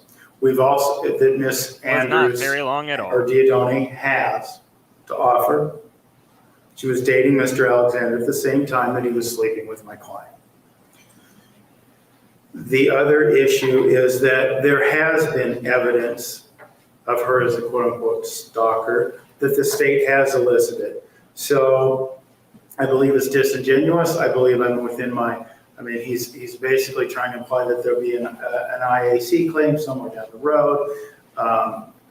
Let the chips fall where they may, but strategically, we believe the position is that calling her as a witness is appropriate, and we intend to do so. So I don't know if he's asking for preclusion or what exactly the state's motion is, but we fully intend to do it and request the information. I'm not asking for any relief. I'm just sort of indicating for the record why I'm not sure it's a good idea that she be called. All he needs to do is to give me a date and time, and I will inform her of the date and time that she needs to be here. I know that that may not be something that he can do right now, but I will call her, I will speak to her today, and I will indicate to her that she is still under the admonition and that she is not to watch anything, not to do anything with regard to, or speak to anybody with regard to this case, and that she is going to be asked to come down and testify. I will say that she has been reluctant about testifying, and that's the reason why I indicated that I would act as an intermediary. If they don't want me to do that, I'm fine, but I will make a call to let her know that she probably will be contacted in the future, but if they want me to do it, I'll do it. She is under subpoena. She is under subpoena. All right, then I will order that the subpoena remain in effect. All right. Our contact information be provided to us. Sure. Yes, and he will do that. today. I will do that. I will give her address. I'll call her and All right. ask her for it. Anything else for the record today? No. Address and phone number on this deed on it. It's our request. All right. So ordered. And will the court be, once we come up with the transcripts, will the court still be unlocked, or would you like us to take them to, Dutch chambers? You can bring them here One and she'll bring them up. chihuahua. Fair enough. Thank Okay, you. thank you. I We're adjourned. love it. Detective Flores, you are still under oath. Do you Oh my gosh, Detective Flores is going to show back up. All right, listen, we got 4 more minutes on this video, and then we'll be done. understand? Yes, I do. Your name, sir? Esteban Flores. And, sir, we talked about a number of telephone calls. Midnight at the At Oasis. one point on June 21st, 2008, did she leave you a telephone message? Yes, you did. And in it, as a return, or in the message, did she Jodi include left the a number telephone for you to message? call her back on? Yes.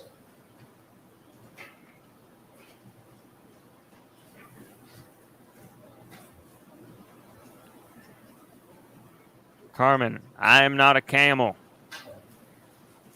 Today. Tomorrow, maybe. Does she have different Let's take a glasses look on at now? Exhibit 389. These are different. And How does she have all- I'm I'm not asking any more questions about this. Yes, I Is did. that message including Oh. her voice and the telephone number that she left for you? Yes, it is. Move for the admission of exhibit 389. No objection. At this point, it's just rude for him not to remember.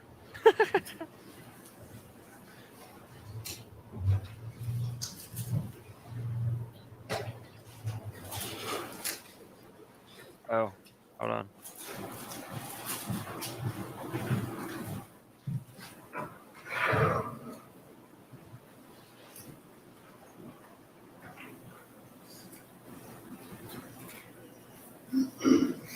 I don't, where's this coming from? I don't know. So weird.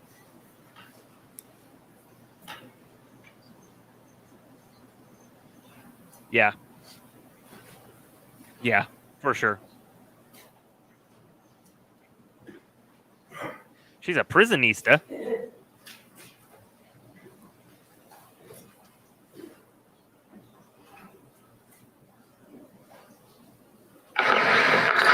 This is sent to my cell phone on June 21st, 2008, from Jodi Arias. Are you still there? You have one saved message. Are you still there? First saved message. Hi, Detective Flores. It's Jodi Arias calling in regards to Travis Alexander. It's Saturday. I'm not exactly sure what time, but maybe you're It is off. a lovely so I hope blouse. you're enjoying your day off. If not, I if think you could it's a give me a blouse. call back, my phone number is 831-402-1901. Thanks. Talk to you soon. Bye. End of message. To delete this message, press 7. To save it in the archives, press 9. To hear more.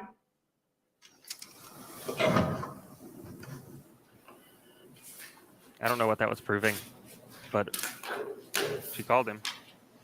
And the documents in exhibit 366. The You let number me know how that- that telephone goes, number Teresa. that is referenced there, is Let that me the know. same one as the one referenced by Miss Arias in her call? Yes, it is. I don't have any other questions. Cross-examination? Thank you, Your Honor. Look at that tie. Detective, you were I like it. present when the photos of Miss Arias and Mr. Alexander were shown in court, correct?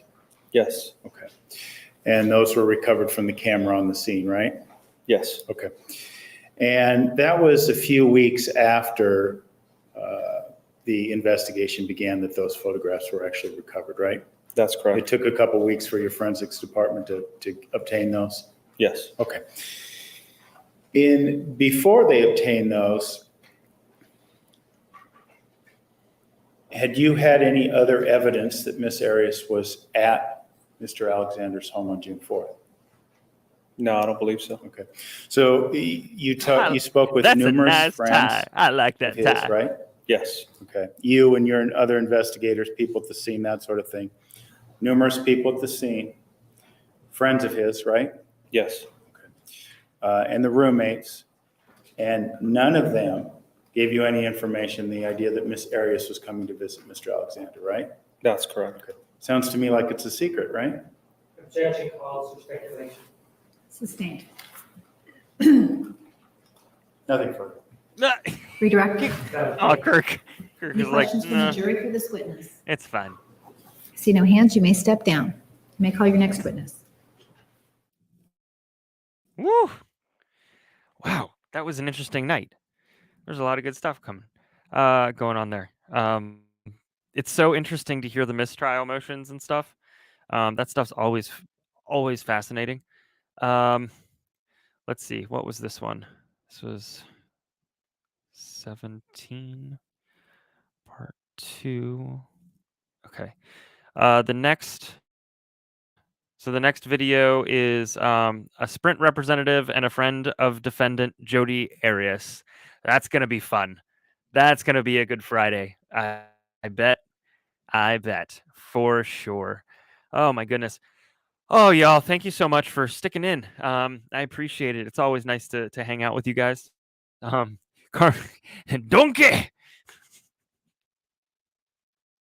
Get out of my swamp! Oh, goodness. Good night.